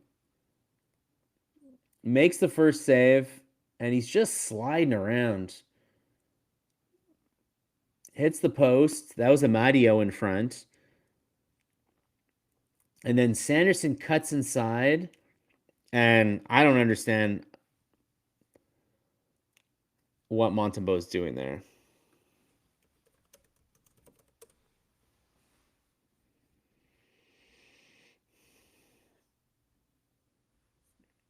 I mean, Jake Sanderson was tough to beat on that play, but Montembeault didn't. I mean, he just cut inside, and no Habs player touched him. But I don't really understand what Montembeault's positioning was on that. Where was he going? Indeed.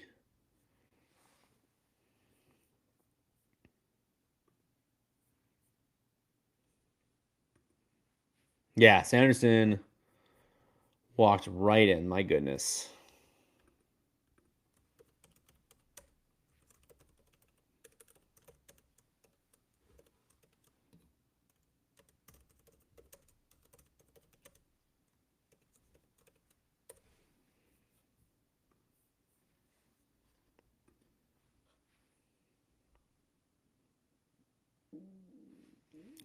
And Mark Denise pointed out that Bolduc not great along the boards, which is, I think, a tough thing for the first line because Slavkovsky is obviously so good along the boards that switching from Slavkovsky to Bolduc was a big change for that top line. And while they did get points, I think defensively they've given a lot back. And I do think that Marty's going to have to switch back at some point. Yeah, they have definitely letting guys cut inside way too much. Ottawa is simply winning all the battles in the offensive zone. Soft defense, good puck movers, yes. Hard to play against defense, definitely not. Yeah, this is starting to become these Habs are starting to become last year's Habs, where other teams were just able to beat them in their own zone. What is Montembeault doing?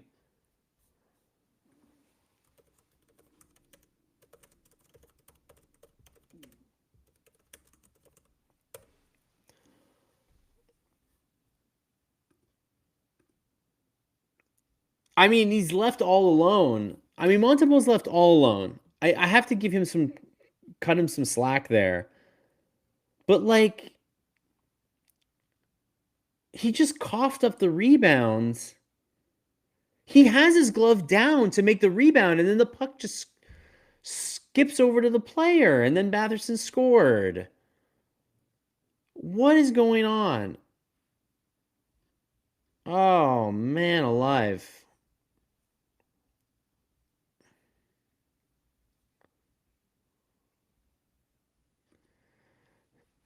We are not watching Dominic Hasek tonight. That's for sure. Montembeault went west, puck went east. This team has zero fight. Unbelievable. I mean, they have fallen apart tonight, Adam. I tell you that much. My 6-3 Senators win projection is looking good so far. It certainly is. It's 4-1 currently. 6-3. Might be nice if the Canadiens can let that bleeding stop at least. Only allow 2 more goals. Max, I told you I had a queasy feeling about this game. You did have a queasy feeling about this game. Proving you right. Time to let Dobish get his legs for tomorrow. I mean, that's the thing. Do they keep Montembeault in because they know Dobish is going in tomorrow and they want to keep him fresh? Or is there a point where Montembeau plays so badly tonight that you got to pull him? Horrible on our own end. What the hell is happening? I don't know what's going on. Is I mean, is it Gould? Is Gouli being gone just like completely destabilizing everything? Like it's made the second pairing kind of not great. Third pairing's a mess. Is that really like what's going on here?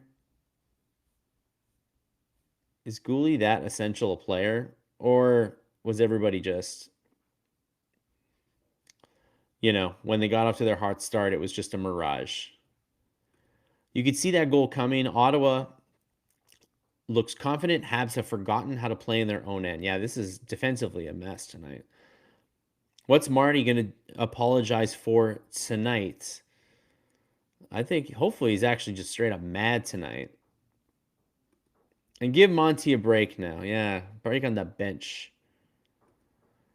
Back-to-back games, Monty not likely to be switched. Yeah.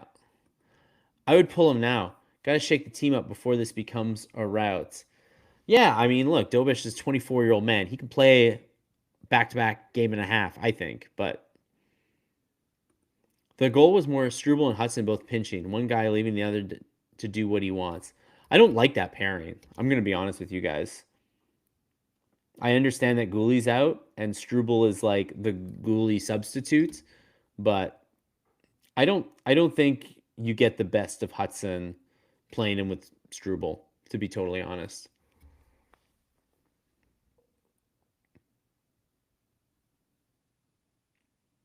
Another brutal giveaway by the Habs.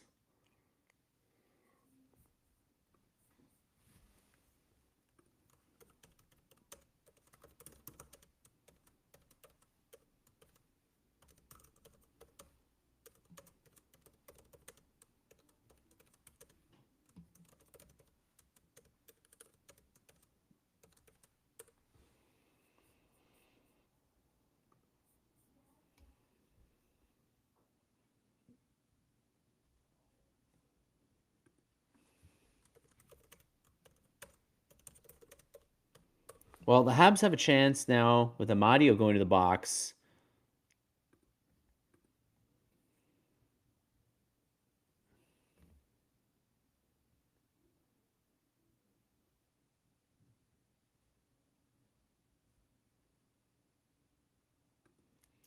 This is why they got to really consider trading Gouli. I love him and all, but he's always injured, and it's just hurting the team. They need a number two left defenseman, or to move Hudson to the left side and then have a good. But Hudson needs a permanent partner. If you're going to keep Dobson and Matheson together, Hudson needs a permanent partner. This is not working. Struble is not that guy.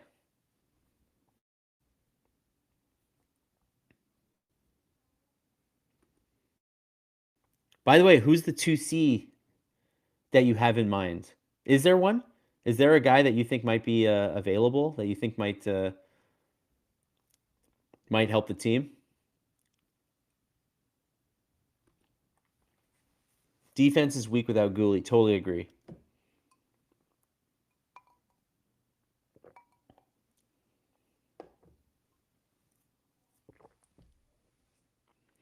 Bolduc in the bumper just kind of got stymied at the last second there, but he had a great chance.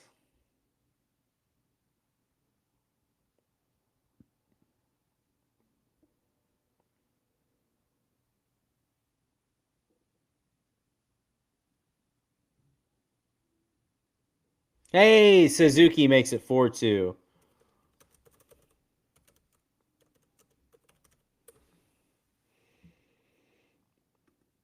Or sorry.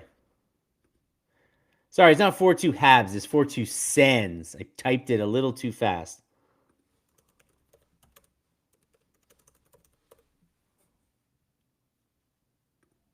There you go. I typed it a little too fast. 4-2 Sens. You know what I mean.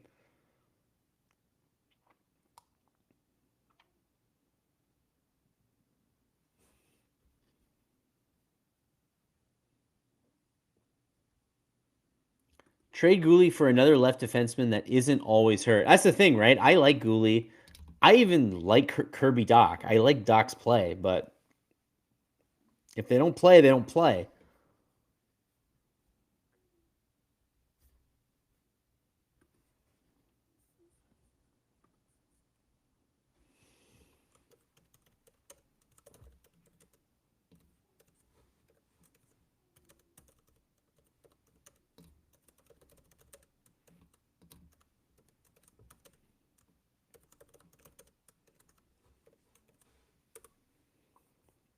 I mean, 2 points now for Suzuki, 2 points for Caulfield tonight.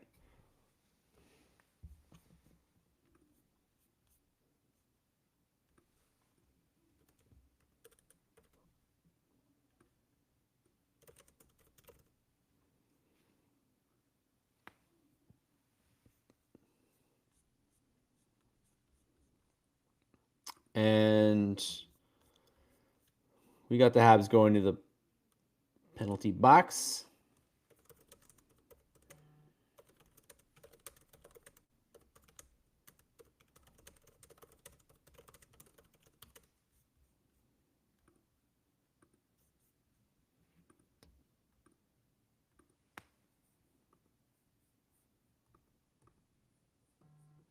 Arbor Jacki in the box.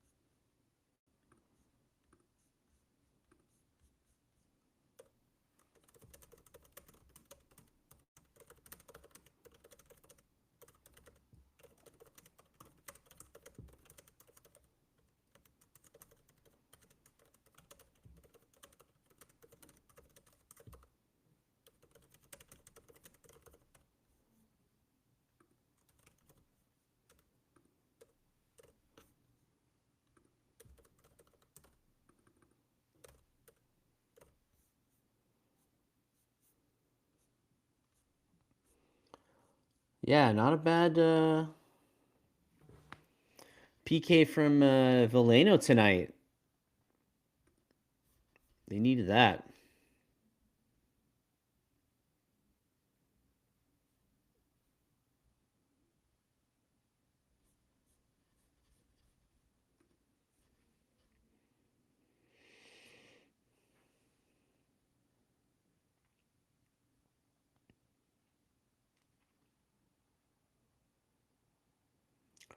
I'm struggling to clear here with the penalty expiring. Oh, that was a nice stop by Montembeault. Gosh, they needed that one. Big stop on the... And Jacki's out of the box.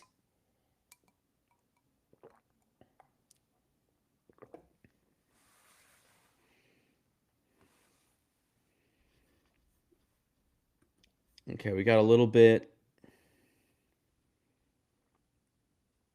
Got a little bit of a breather here. The Habs killed that penalty, so it's not out of it yet.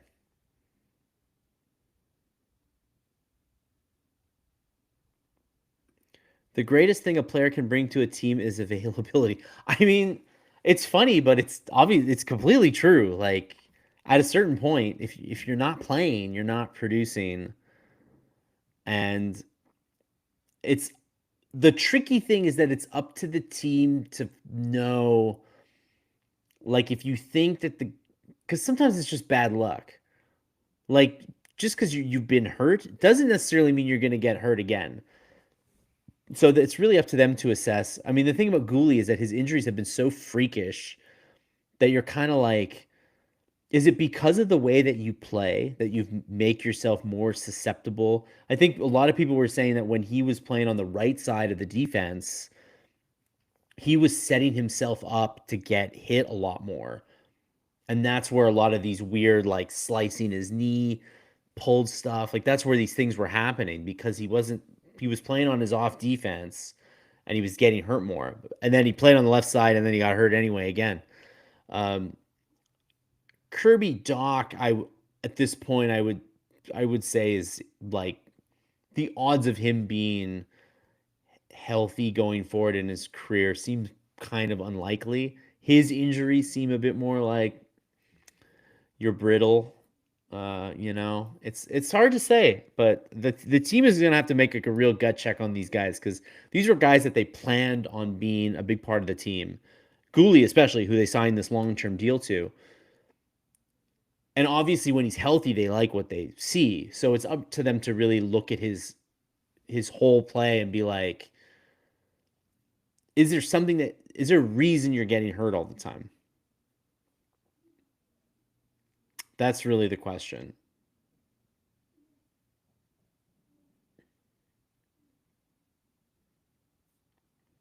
I don't know if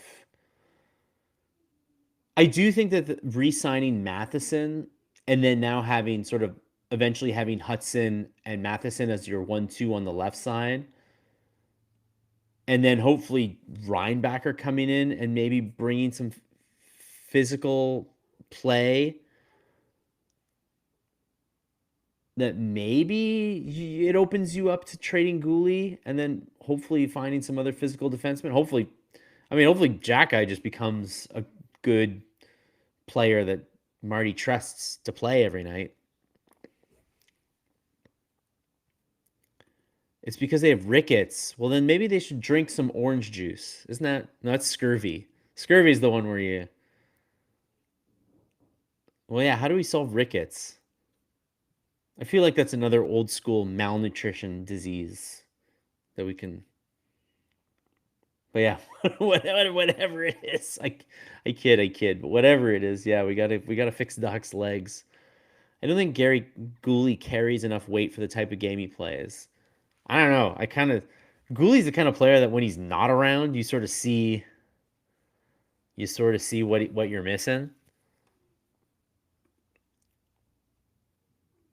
Players get hurt. He might not be injury prone now, but what about in 5 years when he's 30ish? Well, in 5 years, the contract will be just about over, right? For Gooley?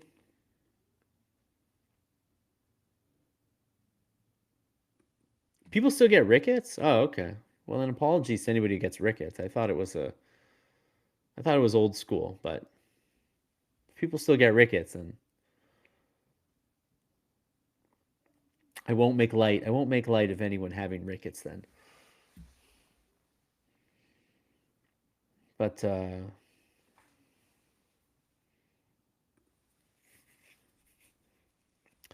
yeah, Gooley's 23. That's why you don't want to necessarily give up on him too fast. That's really where like the team's own medical books are really the decider here. Like, what is his deal? Why is he getting hurt? Because it's this defense is rough without him.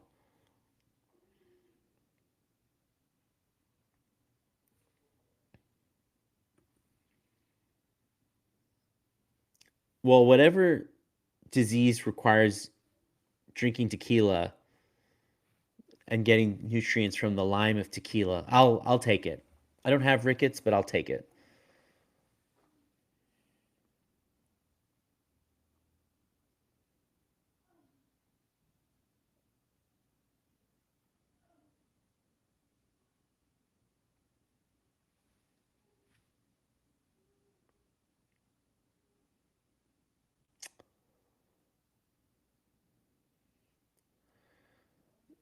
Yeah, Matheson was worried about getting a penalty there. He got his stick caught in the Sens player, and he just dropped his stick and was like, don't call anything, and they didn't, but he's now stickless. And Ottawa's pressing.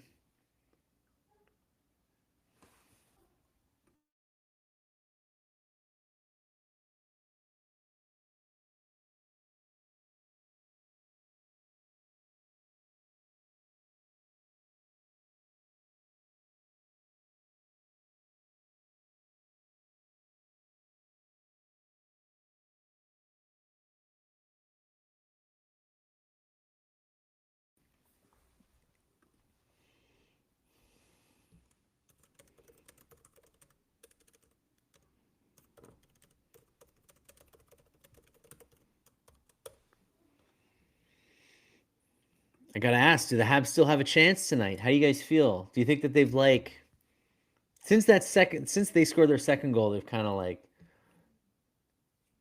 don't feel like it's been one way or the other, but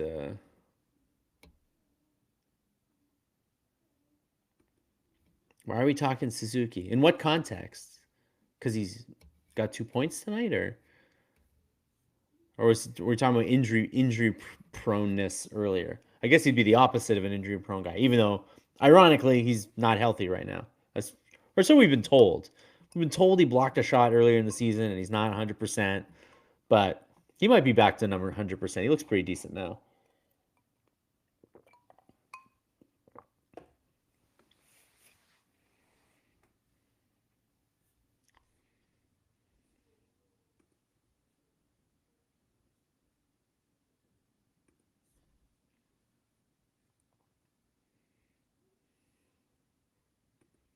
The goal by Nick Suzuki should have energized the team since the goal they haven't done much, but I would argue that Ottawa hasn't done much either.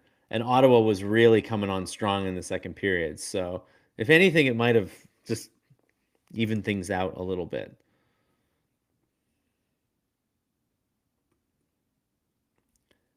Of course, but have to clean it up in the D zone so they can spend time in the other end. Oh my God, the D tonight is absolute mess.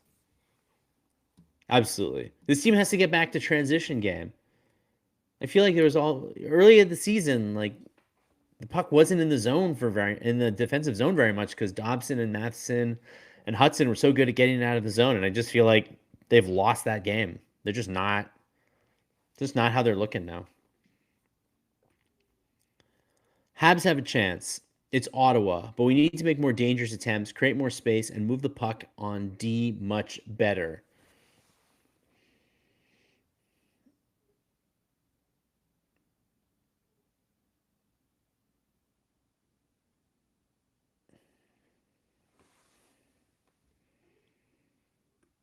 At this point, I would say Doc is injury prone as well as Reinbacher. I'm not ready to say it for Reinbacher. And Reinbacher's playing in Laval, so fingers crossed, wrap him in bubble wrap.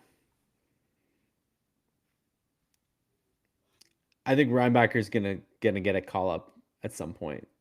I don't think they'll wait. Doc, yeah, I agree.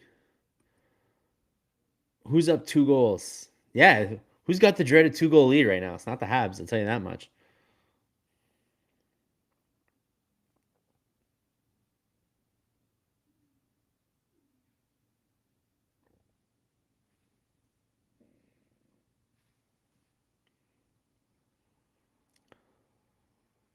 Veleno was a shot away from pulling to within one, but he hit the post.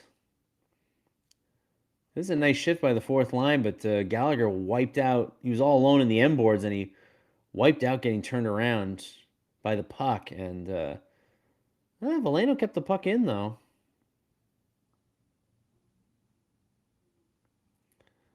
Oh, nice little tip by Veleno. Hey, Veleno is definitely the guy moving and shaking this line right now. Is he going to get rewarded for his good play? That was a good shift by Veleno. He's having a good night. Joe Veleno. Maybe he's not done yet. Intermission time. Can Marty fire up the troops? Comeback Kings didn't earn their name by leading the whole game. Yeah, we're going to get one of those. That was a great pass by Gallagher to Veleno in the circle there. They can't move the puck anywhere if they don't win defensive zone battles. Yeah, they just cannot. Yeah, no, that's the defensive zone is where everything's going wrong for them tonight. I have hopes for Ryan Becker. I think he's looked fantastic since coming back to Laval. I have high hopes for him as well.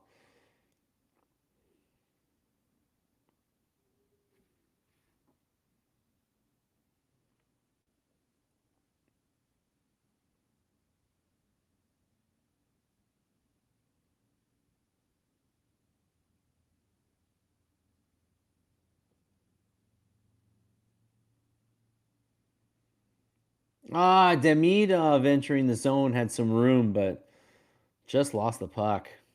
Now he's got to battle it along the boards.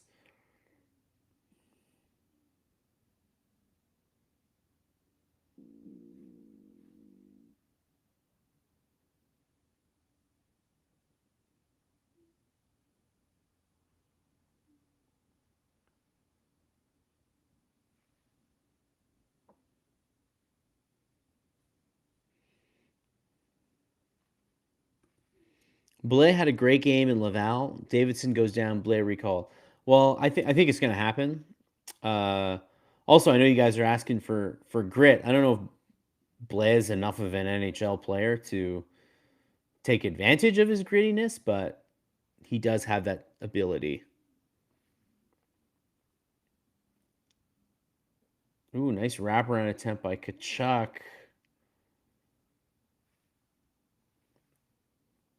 I hope Jacob Fowler can score goals too. You might have to.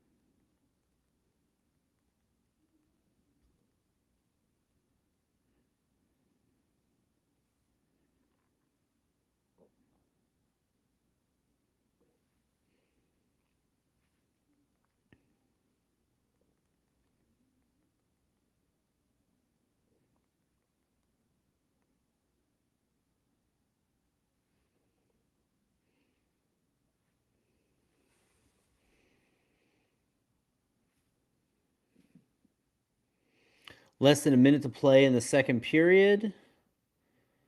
I can't say that the Habs have like taken it to the Sens since scoring that second goal, but the bleeding stopped.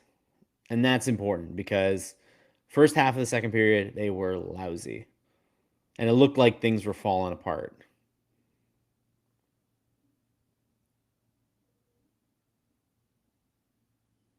How about one last rush? Demidov was held up entering the zone. They got it deep, but they're not going to get the puck back.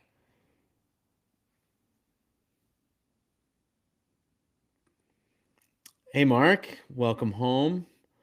Just got home. 21 shots, 4 goals, not great numbers. Has he been weak? Yes. I mean, the defense was very weak, Mark. I will tell you that Montembeault was left on the third and fourth goal. He was definitely hung out to dry. But he didn't help matters. He definitely got turned around a couple times. All right, second period over.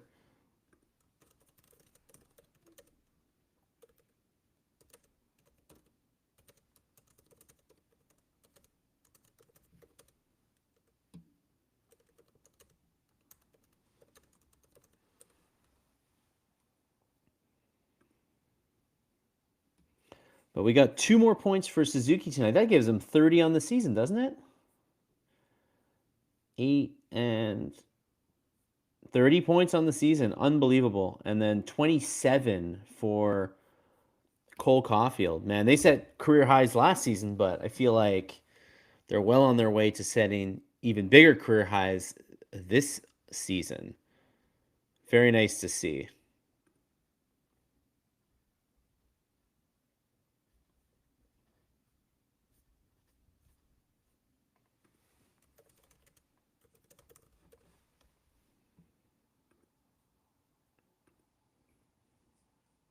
He has indeed. Yes, has he been weak? Yes, he has been weak.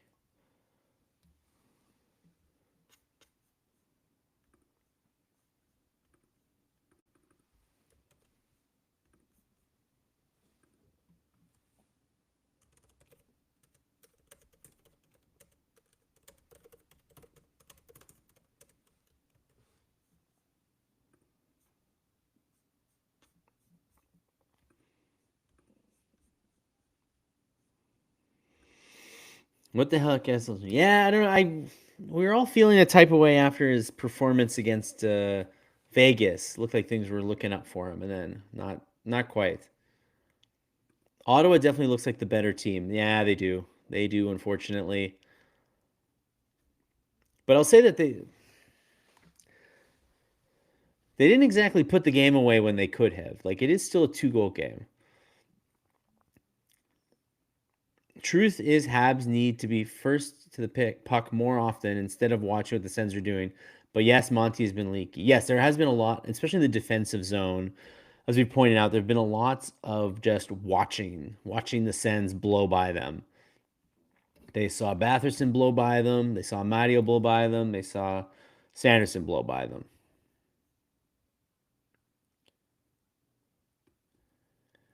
What are your thoughts on the season? Did anyone find out what happened to the comment section? Yes, the comment section is down right now due to a technical problem.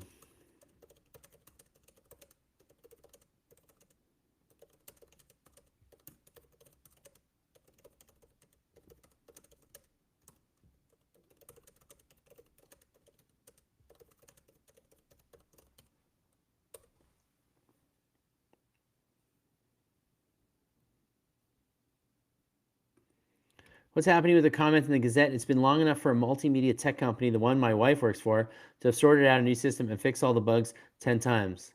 Well, I wish we had a multimedia tech company. We are a newspaper company that struggles with a lot of. The comment section's down right now due to a technical problem that's requiring a longer fix than expected. I know that's annoying as heck, but Carrier should not be third in time on ice for defense. I 100% agree with you. Is Dobson? What's the deal with Dobson? Is he like hurt? I mean, he played, but he's not playing much.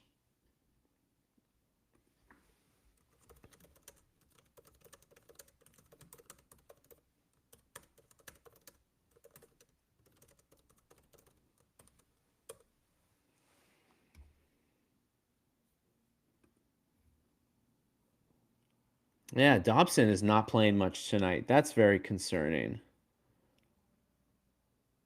Very strange to see Dobson not playing much. No one expected the Leafs and Panthers where they were. That's the only reason why they're 4 points out of last.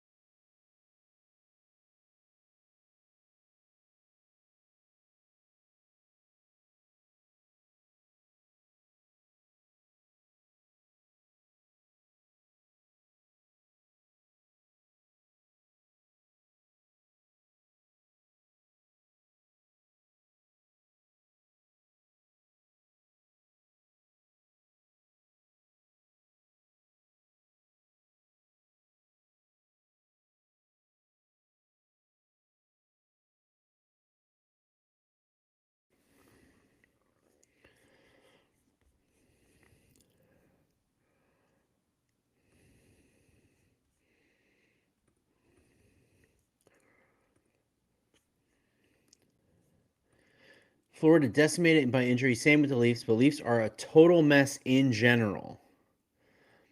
I'm loving them being at the bottom.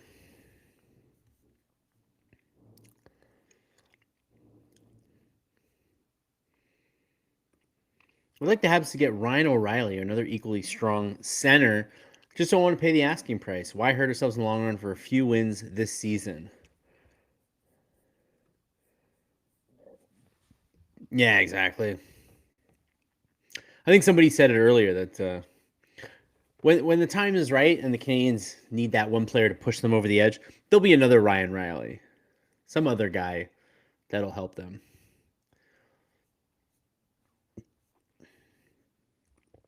Didn't expect that Marner would have caused a collapse. Nyes is a great player, but their goaltending has become an issue. Yeah, people in Toronto were a little too happy to see Marner go, but the guy's a 100-point player. Disappointment with Dobesh also. He's not near what he should be. Did he get called up too early? He was an emergency call up last year and then won the backup job. But did they rush him? Should they have put Kakkonen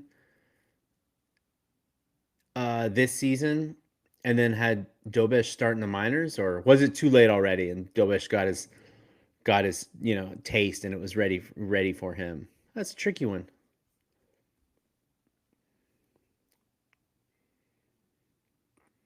Ryan O'Reilly will not want to go to Montreal. Just look at how fans rip up their own players on chat groups to understand why. What are you talking about, guys? Hudson and Matheson in the last 3 weeks, few months or so, just signed long-term deals here and took less money to play in Montreal. The tides have changed on that. People are not that upset about those things as they used to be. Guys actually do want to come here, I think we've seen is the change. I read all the comments the day of the Dobson trade. Islanders fans are happy to see him go. Hyman doing his thing. Dobson, young, pretty meh so far. I think this team without Dobson is a complete shit show. They need to. No, Dobson's good. Dobson, I think, has been quite good. And Heineman was bad to lose. I mean, it was unfortunate to lose him, but I don't think either side is too sad about that trade so far. Last we chatted, we discussed Demidov and the Calder. That ship has sailed. It's going to Schaefer. And Seneke is showing legit talent as well. Yeah, Schaefer is on his way to having one of the most incredible rookie seasons for a defenseman ever. He is already a complete player. It's unbelievable. Demidov will do fine. Yeah, he doesn't have to win the Calder to be a great player. And Schaefer is possibly going to have a historically great season. So, well, if you bet, I don't know what to tell you there, but no, Schaefer is. The asking price on O'Reilly is ridiculous. No way they were chasing him. Yeah, I don't think the timing is right. I think there's other teams that are more desperate for that center right now.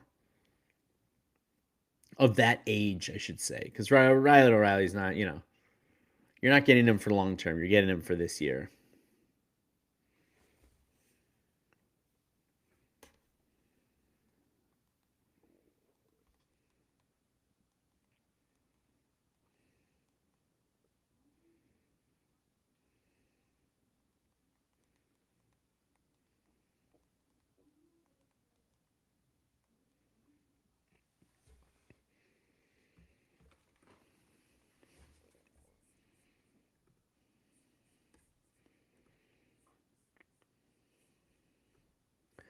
What do we got in chances right now? Oh boy, we have 17 scoring chances for the Sens and 9 high danger chances.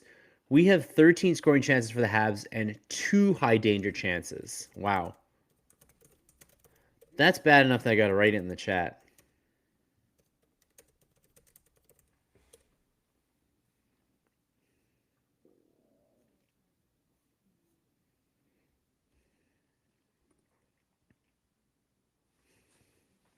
Ryan O'Reilly left Toronto because of their fans ripping on every small error. Ryan Jr. played junior hockey in the town I live in.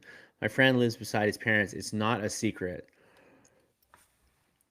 Yeah, did he not want to play in? I mean, I guess he didn't want to play in Toronto, right? I mean, Nashville also gave him some good money. I mean, Nashville's a great place to play, right? You don't pay taxes. They were supposed to be good. I don't think they expected them not be this, you know, to be this bad, but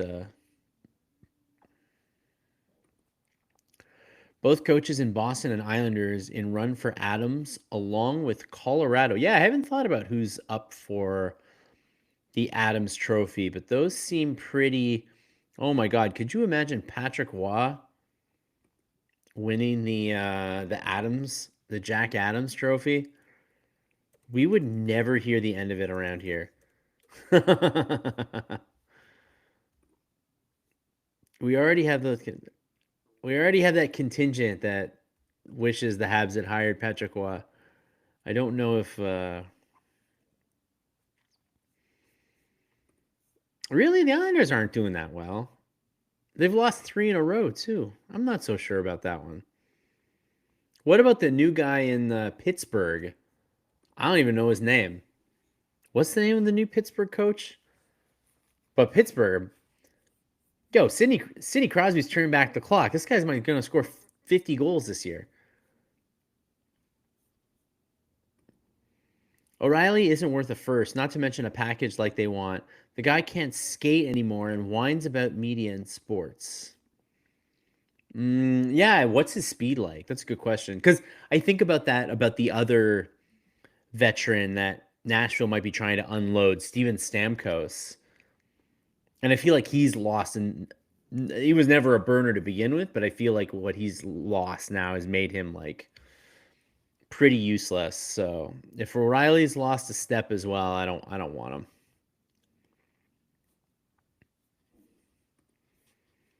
Yeah, who else would be in the Jack Adams running? Oh, the Ducks. Who's the Ducks? Who did the Ducks hire as their coach? Oh, Quenneville. That's right. I don't think they'll give it to Quenneville. They might give it to Quenneville. I don't know how the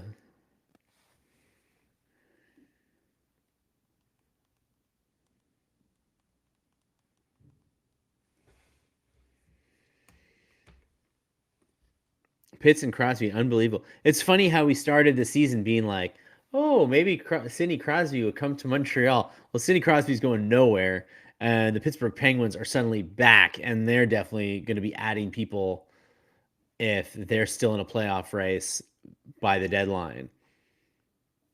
Might be the opposite. They might trade for some Canadiens players when it's all said and done. Shocked at the asking price for O'Reilly. No way there's anyone dumb enough to pay that for a guy whose best days are behind him. I agree with you, Mark. I don't think. I think they'll get the first that they want, but I don't think they'll get more than that. They'll get a late first too, right? They're not getting a lottery pick. They're getting like the 20th pick. Thankfully, Hughes is not going to chase Riley. We have a lot of holes. Galley has 1 goal. Alan Anderson is useless until the playoffs.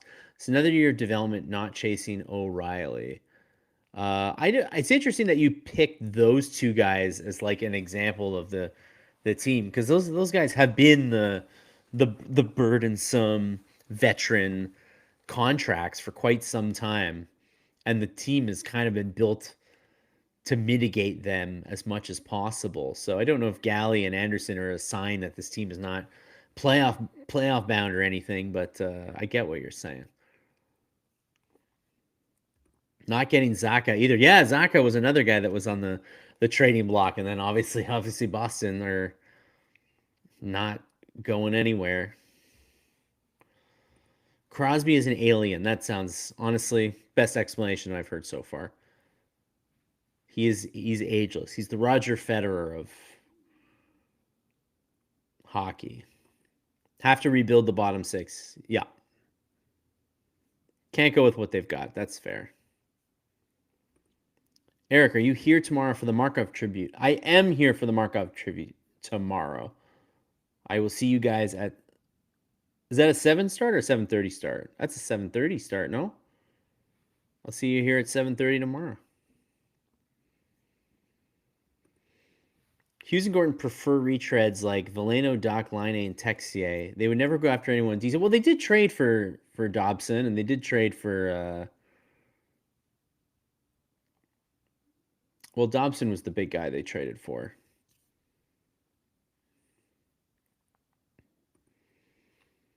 Monty drives me mad. 20 seconds after the Slav goal in the first one, he lets one in. Yes, Monty has that really bad knack of giving up a bad goal after the Habs score.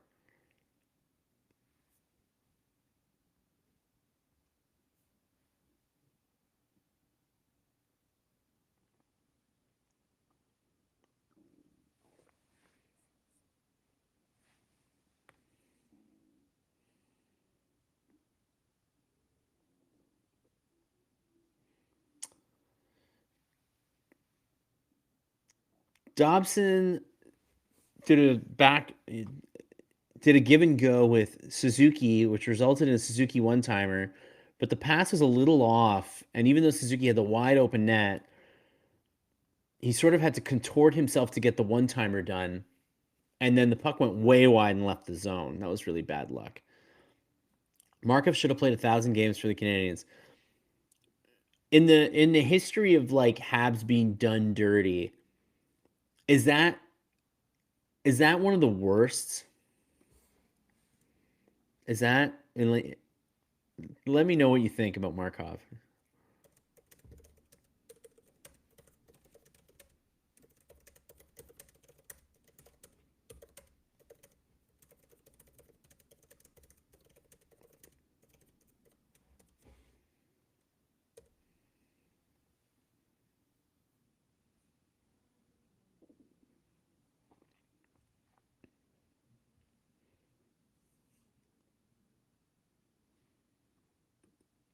Monty loves letting in the first shot of the game or the first shot after a goal. Momentum killer. That is a huge problem, I would say.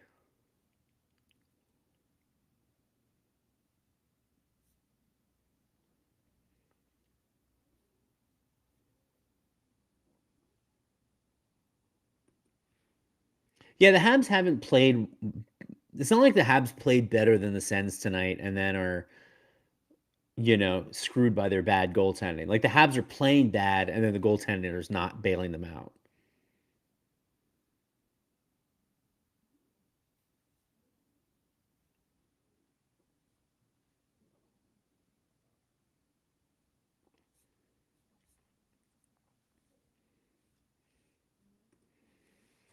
Yeah, let me know if there was a worse example of a Hab being done dirty by management. Subban, obviously another one. I don't know if you would count Chelios. I guess Chelios. I mean, he had kind of a bad rap. Schneider was done pretty dirty by management the first time. Kovalev, maybe you could argue.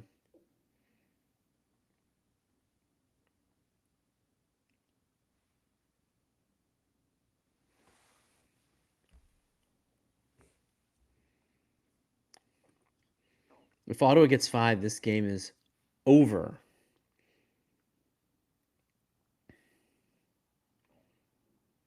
Yeah, the Habs need to score the next goal. Somebody said that earlier. Habs need to score the next goal. Oh, Carl Alsner has entered the chat. Definitely the worst signing of the Bergie era. I mean, that's still the only player that the Canadiens like really had to buy out. That wasn't, like a Steve Mason type.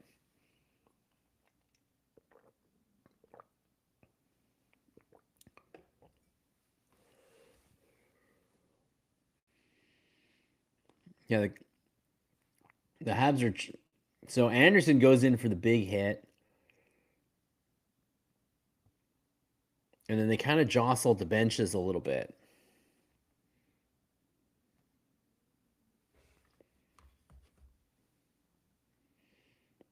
Yeah, we got McDermott and Anderson going off for roughing.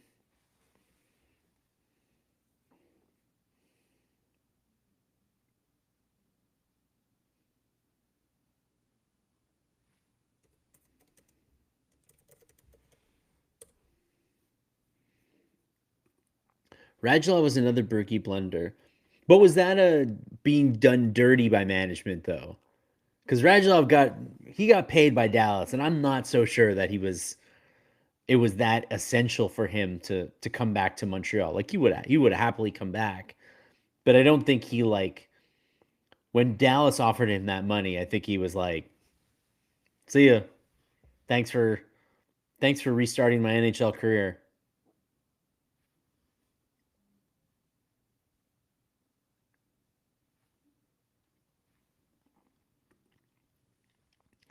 We're playing tonight with a superb first, solid second, and two fourth lines. The bottom six is really dismal. I mean, the big issue here is that you have 13 mil tied up in Gallagher and Anderson.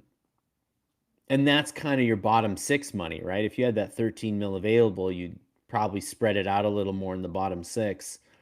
So, like, until those guys are gone, are the Canadians just doomed to not have a very deep bottom six?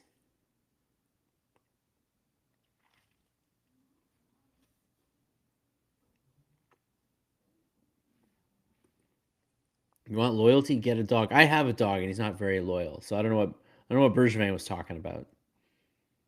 I mean, Lane Hudson's just dancing on this 4-on-4. Are they actually going to get a Sean goal though? They are not.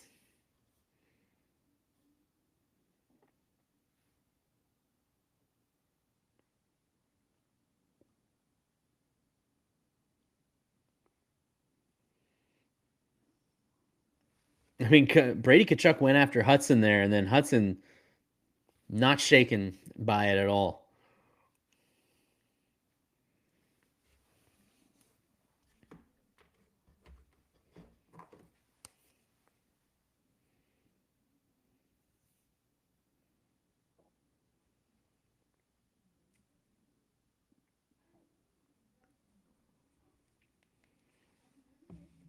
Another puck that just kind of bounces in front of Montembeau, and he's just like in his crease. Not really. Oh, what a brutal giveaway that was. That was Matheson. Hey, at least they were able to clear.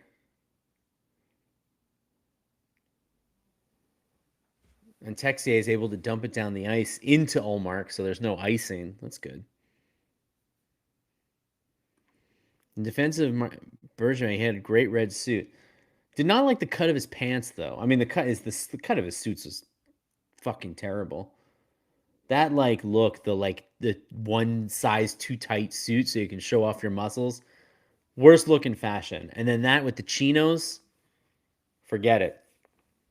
I hate it. I hate that look. He looked like a clown. Sorry to say. I mean, Kachuk's mad on the bench. I'm not sure about what.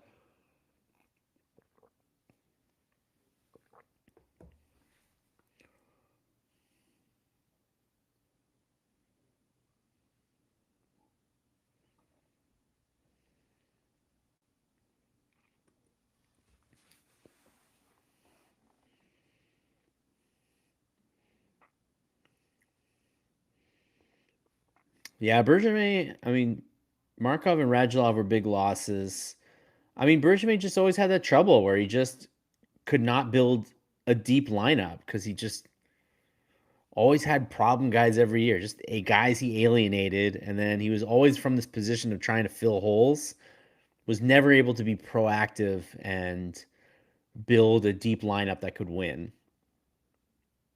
That would be his fault. That's how he operated.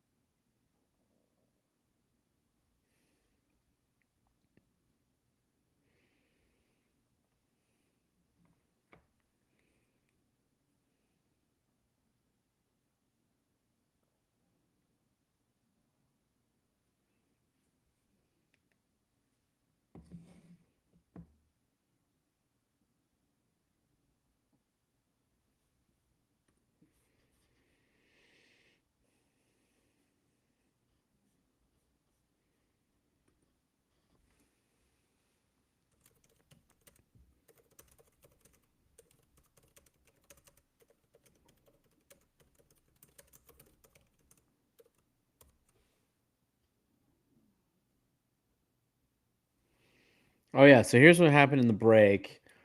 So Hudson and Brady Tkachuk are getting at it. Refs are getting in the way. They're each heading back to their benches, and they're just definitely talking.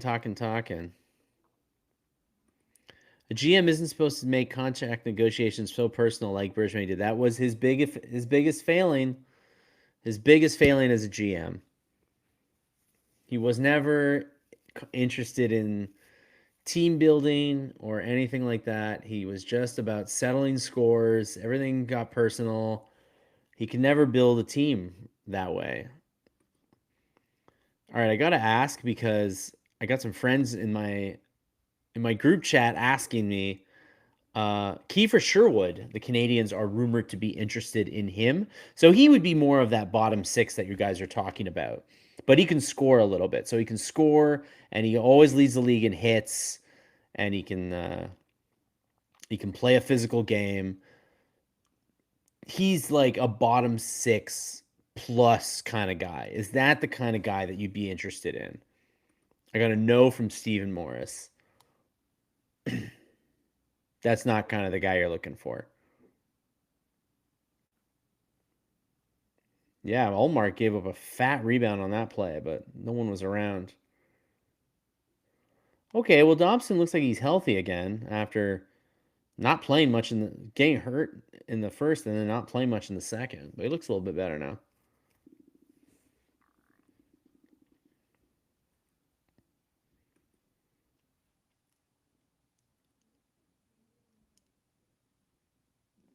Yeah, Gallagher on top of Jensen in the corner. We went from collecting pit licks to defensemen that have the last names ending with Sun. Do we got to get the pit licks back? Nah, they weren't very good. I mean, good hockey playing family, but they weren't that good here. Respect to the pit licks, though.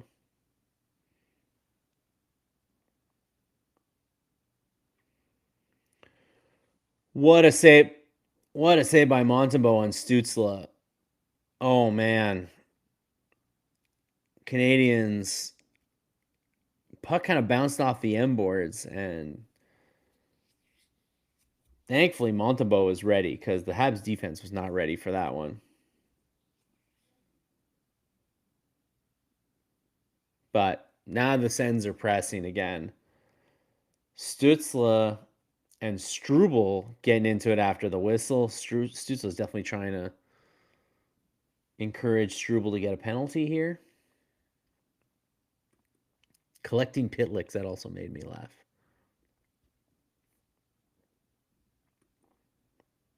Yeah, they showed it on RDS.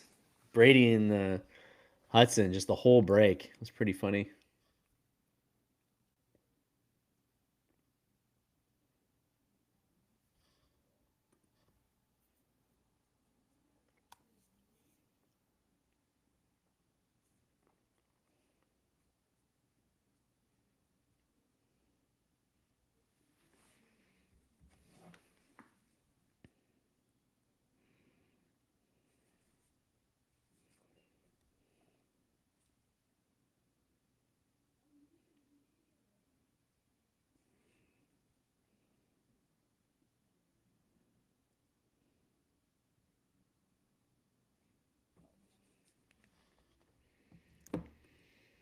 Carrier having a tough time. He has had a month. I feel like last year he was so responsible for being like the stabilizing force on the defense, and now he is, in my opinion, very clearly every night the worst defenseman that they have. It's been tough. It's been tough to see him struggle like that. I don't really know what's going on. I like this rivalry. I do too. The Senators are an easy team to hate. Oh yeah, Hudson still remembers Brady trying to mock Hudson's heads fake. That was funny. Jack Guy's playing a better game than Carrier tonight. I feel like Jack Guy routinely has been playing better than Carrier. I feel like Carrier has been for since November has been playing his worst hockey as a Hab.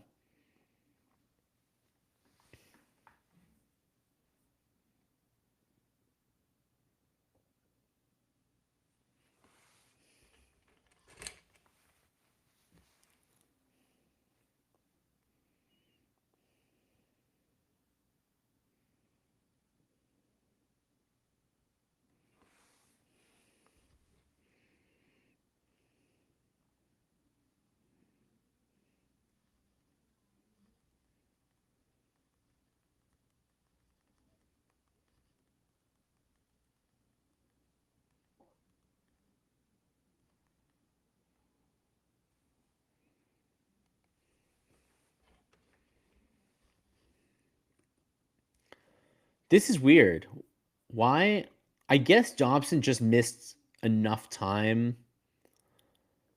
Dobson's going to pass him eventually. But I guess Dobson missed a couple of shifts and he's just like coming from behind now. Only explanation.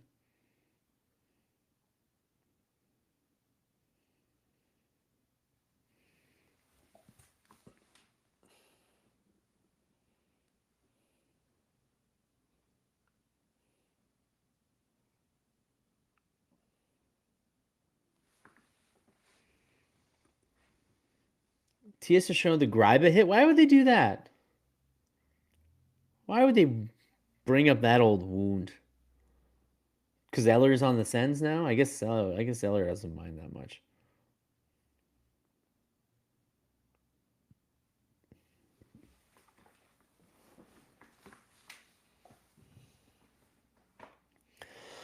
Well, the Canadiens are starting to run out of time here.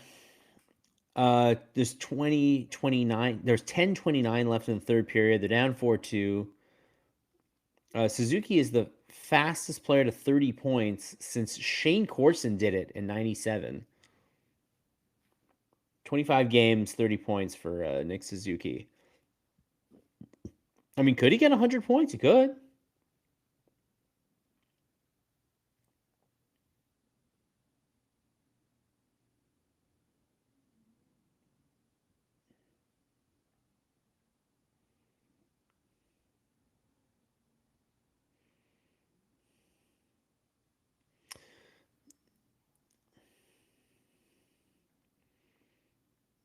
Carrier behind the net with a nice chance, but kind of lost the handle coming in.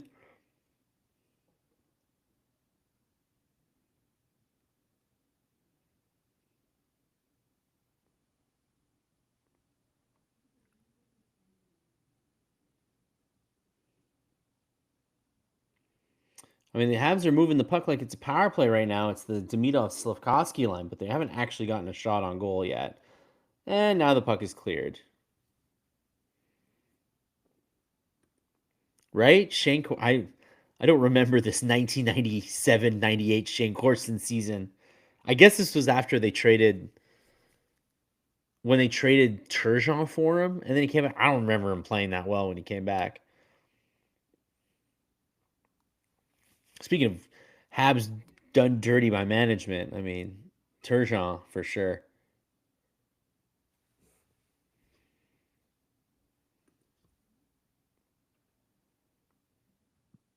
I mean, the Habs are trying to get more aggressive in the offensive zone. Wow, Stützle just blew by two guys.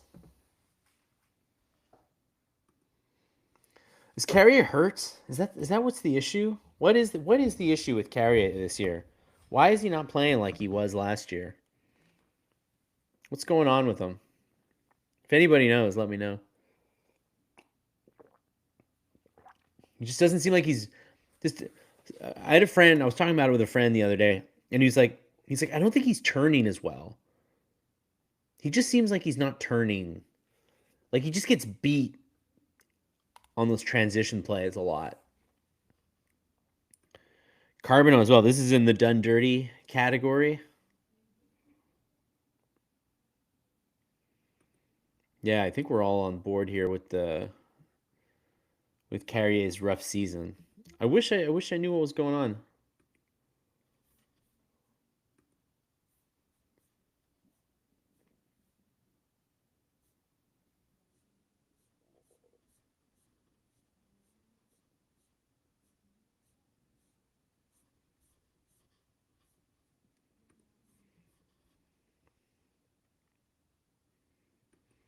Watching Demidov backcheck and cover up for defense pinching has me wondering if Slafkovsky's rubbing off on him. By the way, I just want to point out we live in a crazy world right now where Slafkovsky is like this great defensive player, and he is. The statistics bear it out. He's like he is becoming like this great two-way player. It's just funny to think like where he was a year ago, where he was 2 years ago. That Slafkovsky would be making such inroads on the defensive side of things, but that's how it is. As for Demidov, I will say Demidov, when he loses the puck, is aggressive at getting the puck back. And that's honestly sometimes the most you can hope for from an offensive player playing defense. Third and fourth lines are a total waste at this point. Does Marty realize we need goals? We need 2 goals. Well, he's got Suzuki out right now for this defensive zone face-off. Third and fourth lines are out there a lot. Yeah, this is not a team to roll 4 lines with. Unless it's just doing it because it's back-to-back games, right? And he doesn't want to play Suzuki 25 minutes tonight.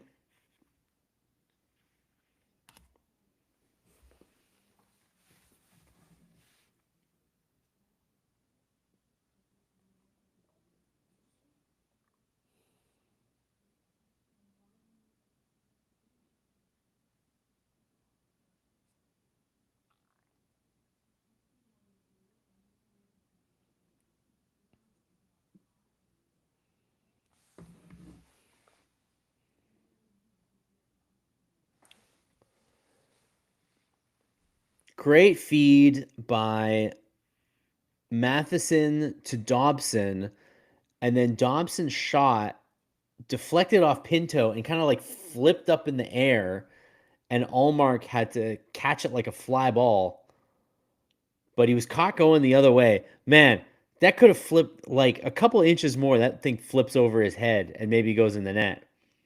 That was a great chance by the Habs. All right, you guys seem to be feeling a type of way. I mean, Veleno's back on the ice again. He's had a good night, but like 8 minutes left in the game, offensive zone faceoff, and Veleno's the guy you're putting out there. He better win this faceoff.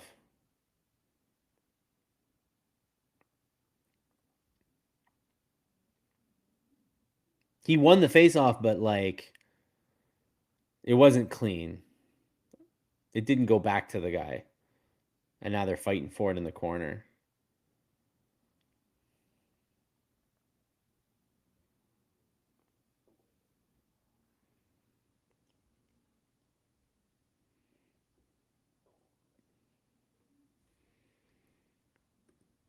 We need to be more dangerous than this. Agreed. Is this like just like because of the injuries and the bottom 6 that we've got that there's just not enough skill in the lineup right now. Like we've lost a bit of skill here without Newhook and Doc and Line around. Gallagher tripped behind the net. Fans want a penalty. They're not getting it. Colorado really showed them what speed looks like. Honestly, the Avalanche might. 5-2. Brutal.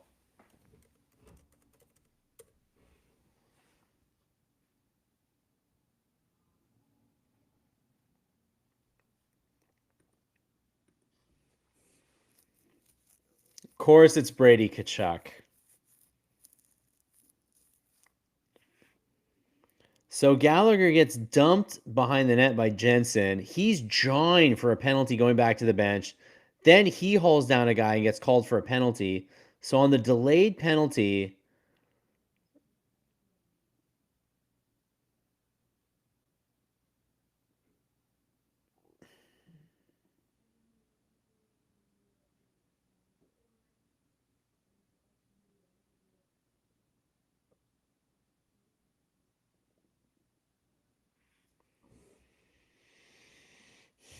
brutal play.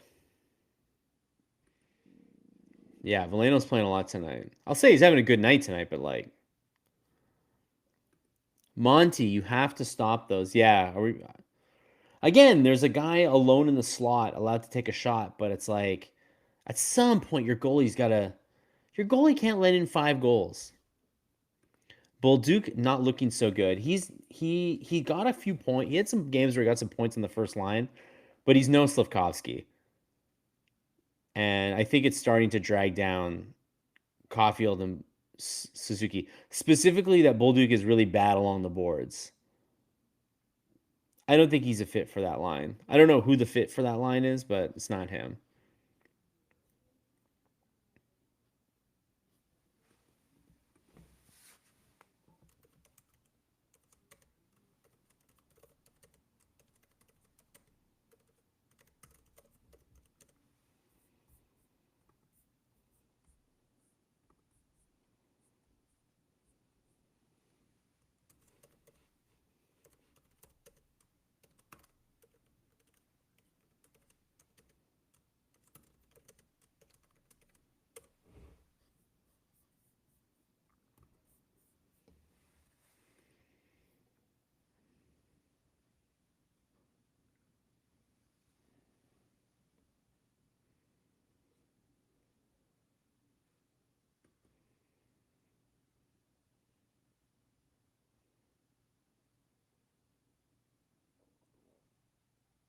I mean, the Habs are just getting manhandled in their own zone right now.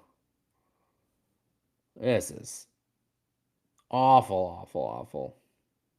Can definitely see Habs fans heading to the exits on this one.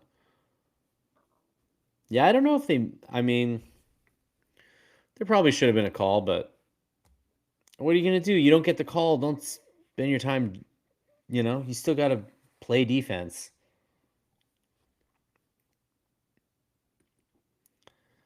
This is a classic. We were out of ideas. Idea.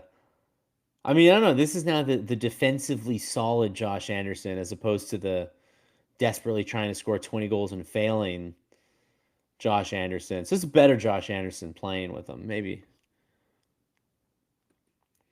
Truth bomb, Veleno, Texier, and Flojo would not be playing if not for injured players, and our goalies are the worst in the league. Yeah. I mean, what can I tell you? You're completely right about the three forwards. They would not be here. And the goalies are absolutely atrocious right now. Sens dominate Habs. What else is new?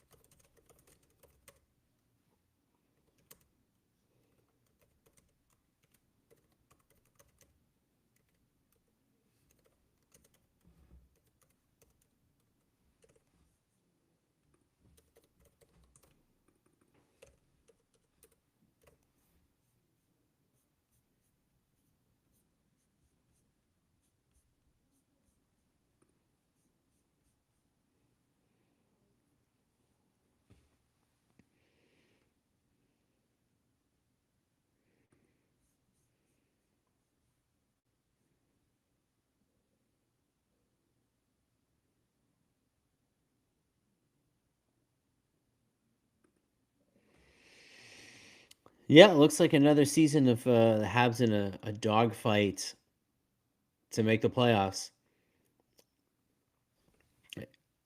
Thanks for joining, Rick. I know it's this was a frustrating one. What can I say? This was definitely a frustrating night to watch.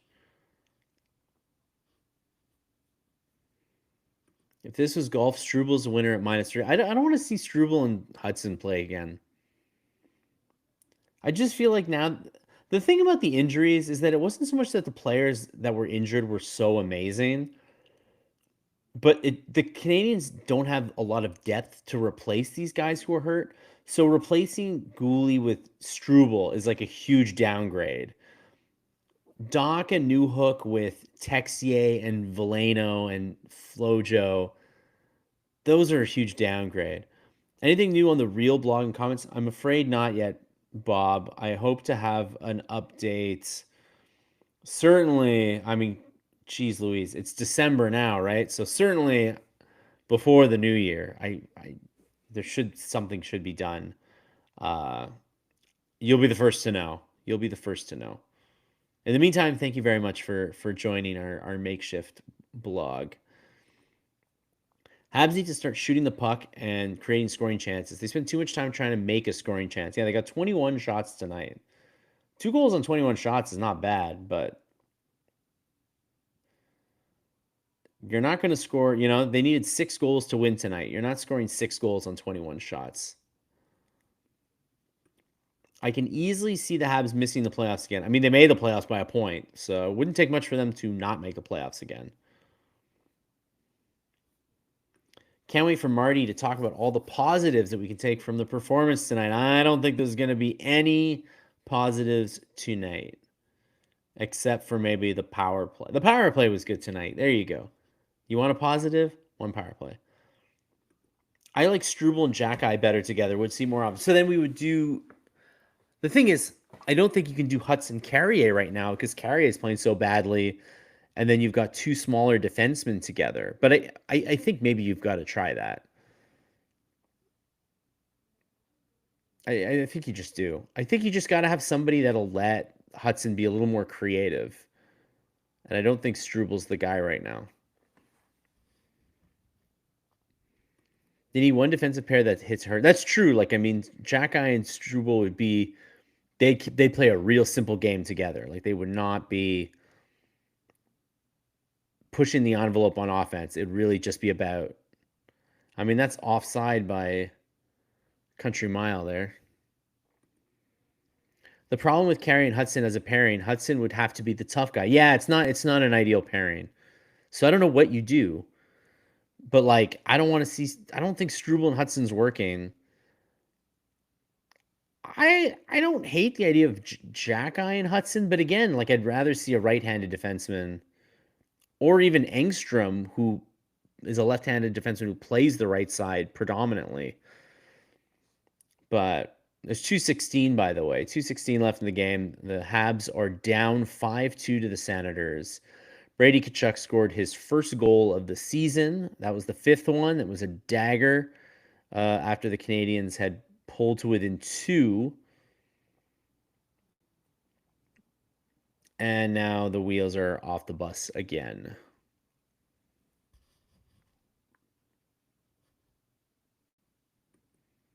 It's not broke. Our goaltenders are broke. Youngest team in the league. First 10 games never count. Habs fans fall for that for the last 30 years. Habs. Everybody did get excited about October. It was a good October. But now it's December and it's not as good. I have to get up in 5 hours. I'm going to bail on this game. Thanks for coming, Jason. Sorry that the game was not better. And the Habs were not tighter.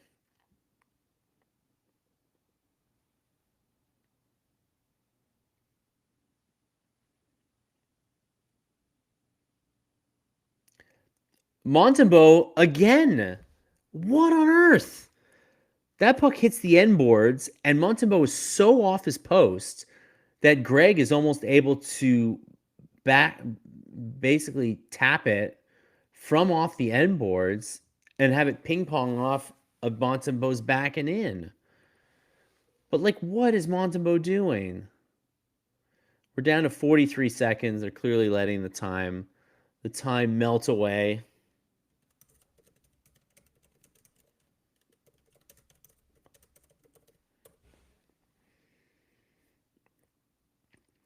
But it doesn't matter really. It's about development, not results yet. No, but this is not. This is particularly. This is not a good night for development either. I mean, they've lost their last 2 games, 12-4. Right? Is my math good on that? That's not good for development either. We are done.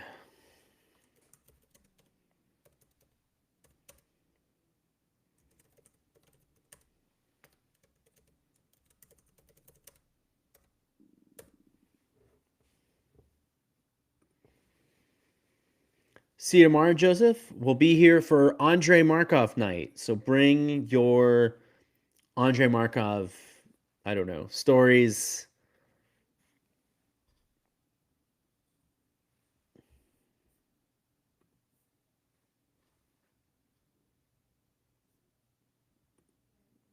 I'm 43 seconds behind.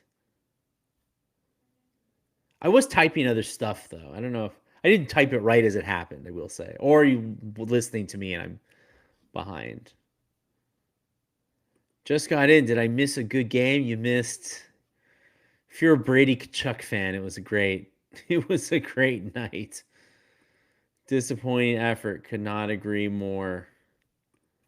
Thanks y'all for coming. Oh boy. Well, they got another one. They got to shake. They got to shake off tonight's crap performance and get back at it tomorrow. Hey, Connor Hellbuck's hurt, so maybe they got a chance. Just maybe. All right. Oh wait, we got one more comment. We got one more comment in before we call it a night. Hudson is on pace for more goals and more points than last year. He's also playing better defense. So yeah, the rookie year was a fluke. Yeah, that was a bit of a. This team's got problems. Elaine Hudson ain't the problem. Total team loss. We deserve a better game from this team. Yeah, against the Senators, no less.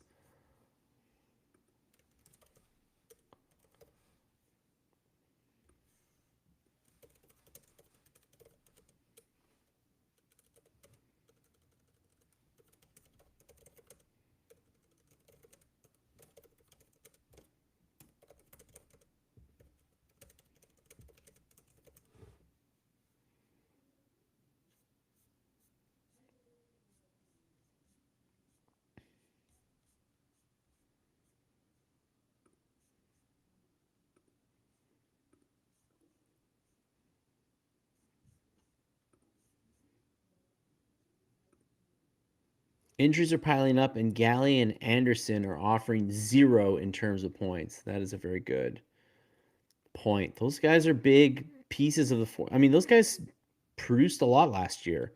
Gallagher scored 20 goals last year, and they're doing absolutely nothing. It's an underrated part of why the team is struggling right now. Evans must be hurt. Yeah, what did he play? What was his ice time tonight? Oh yeah, 922. Definitely. That's a good point. All right, cool. Bye for real this time. See ya.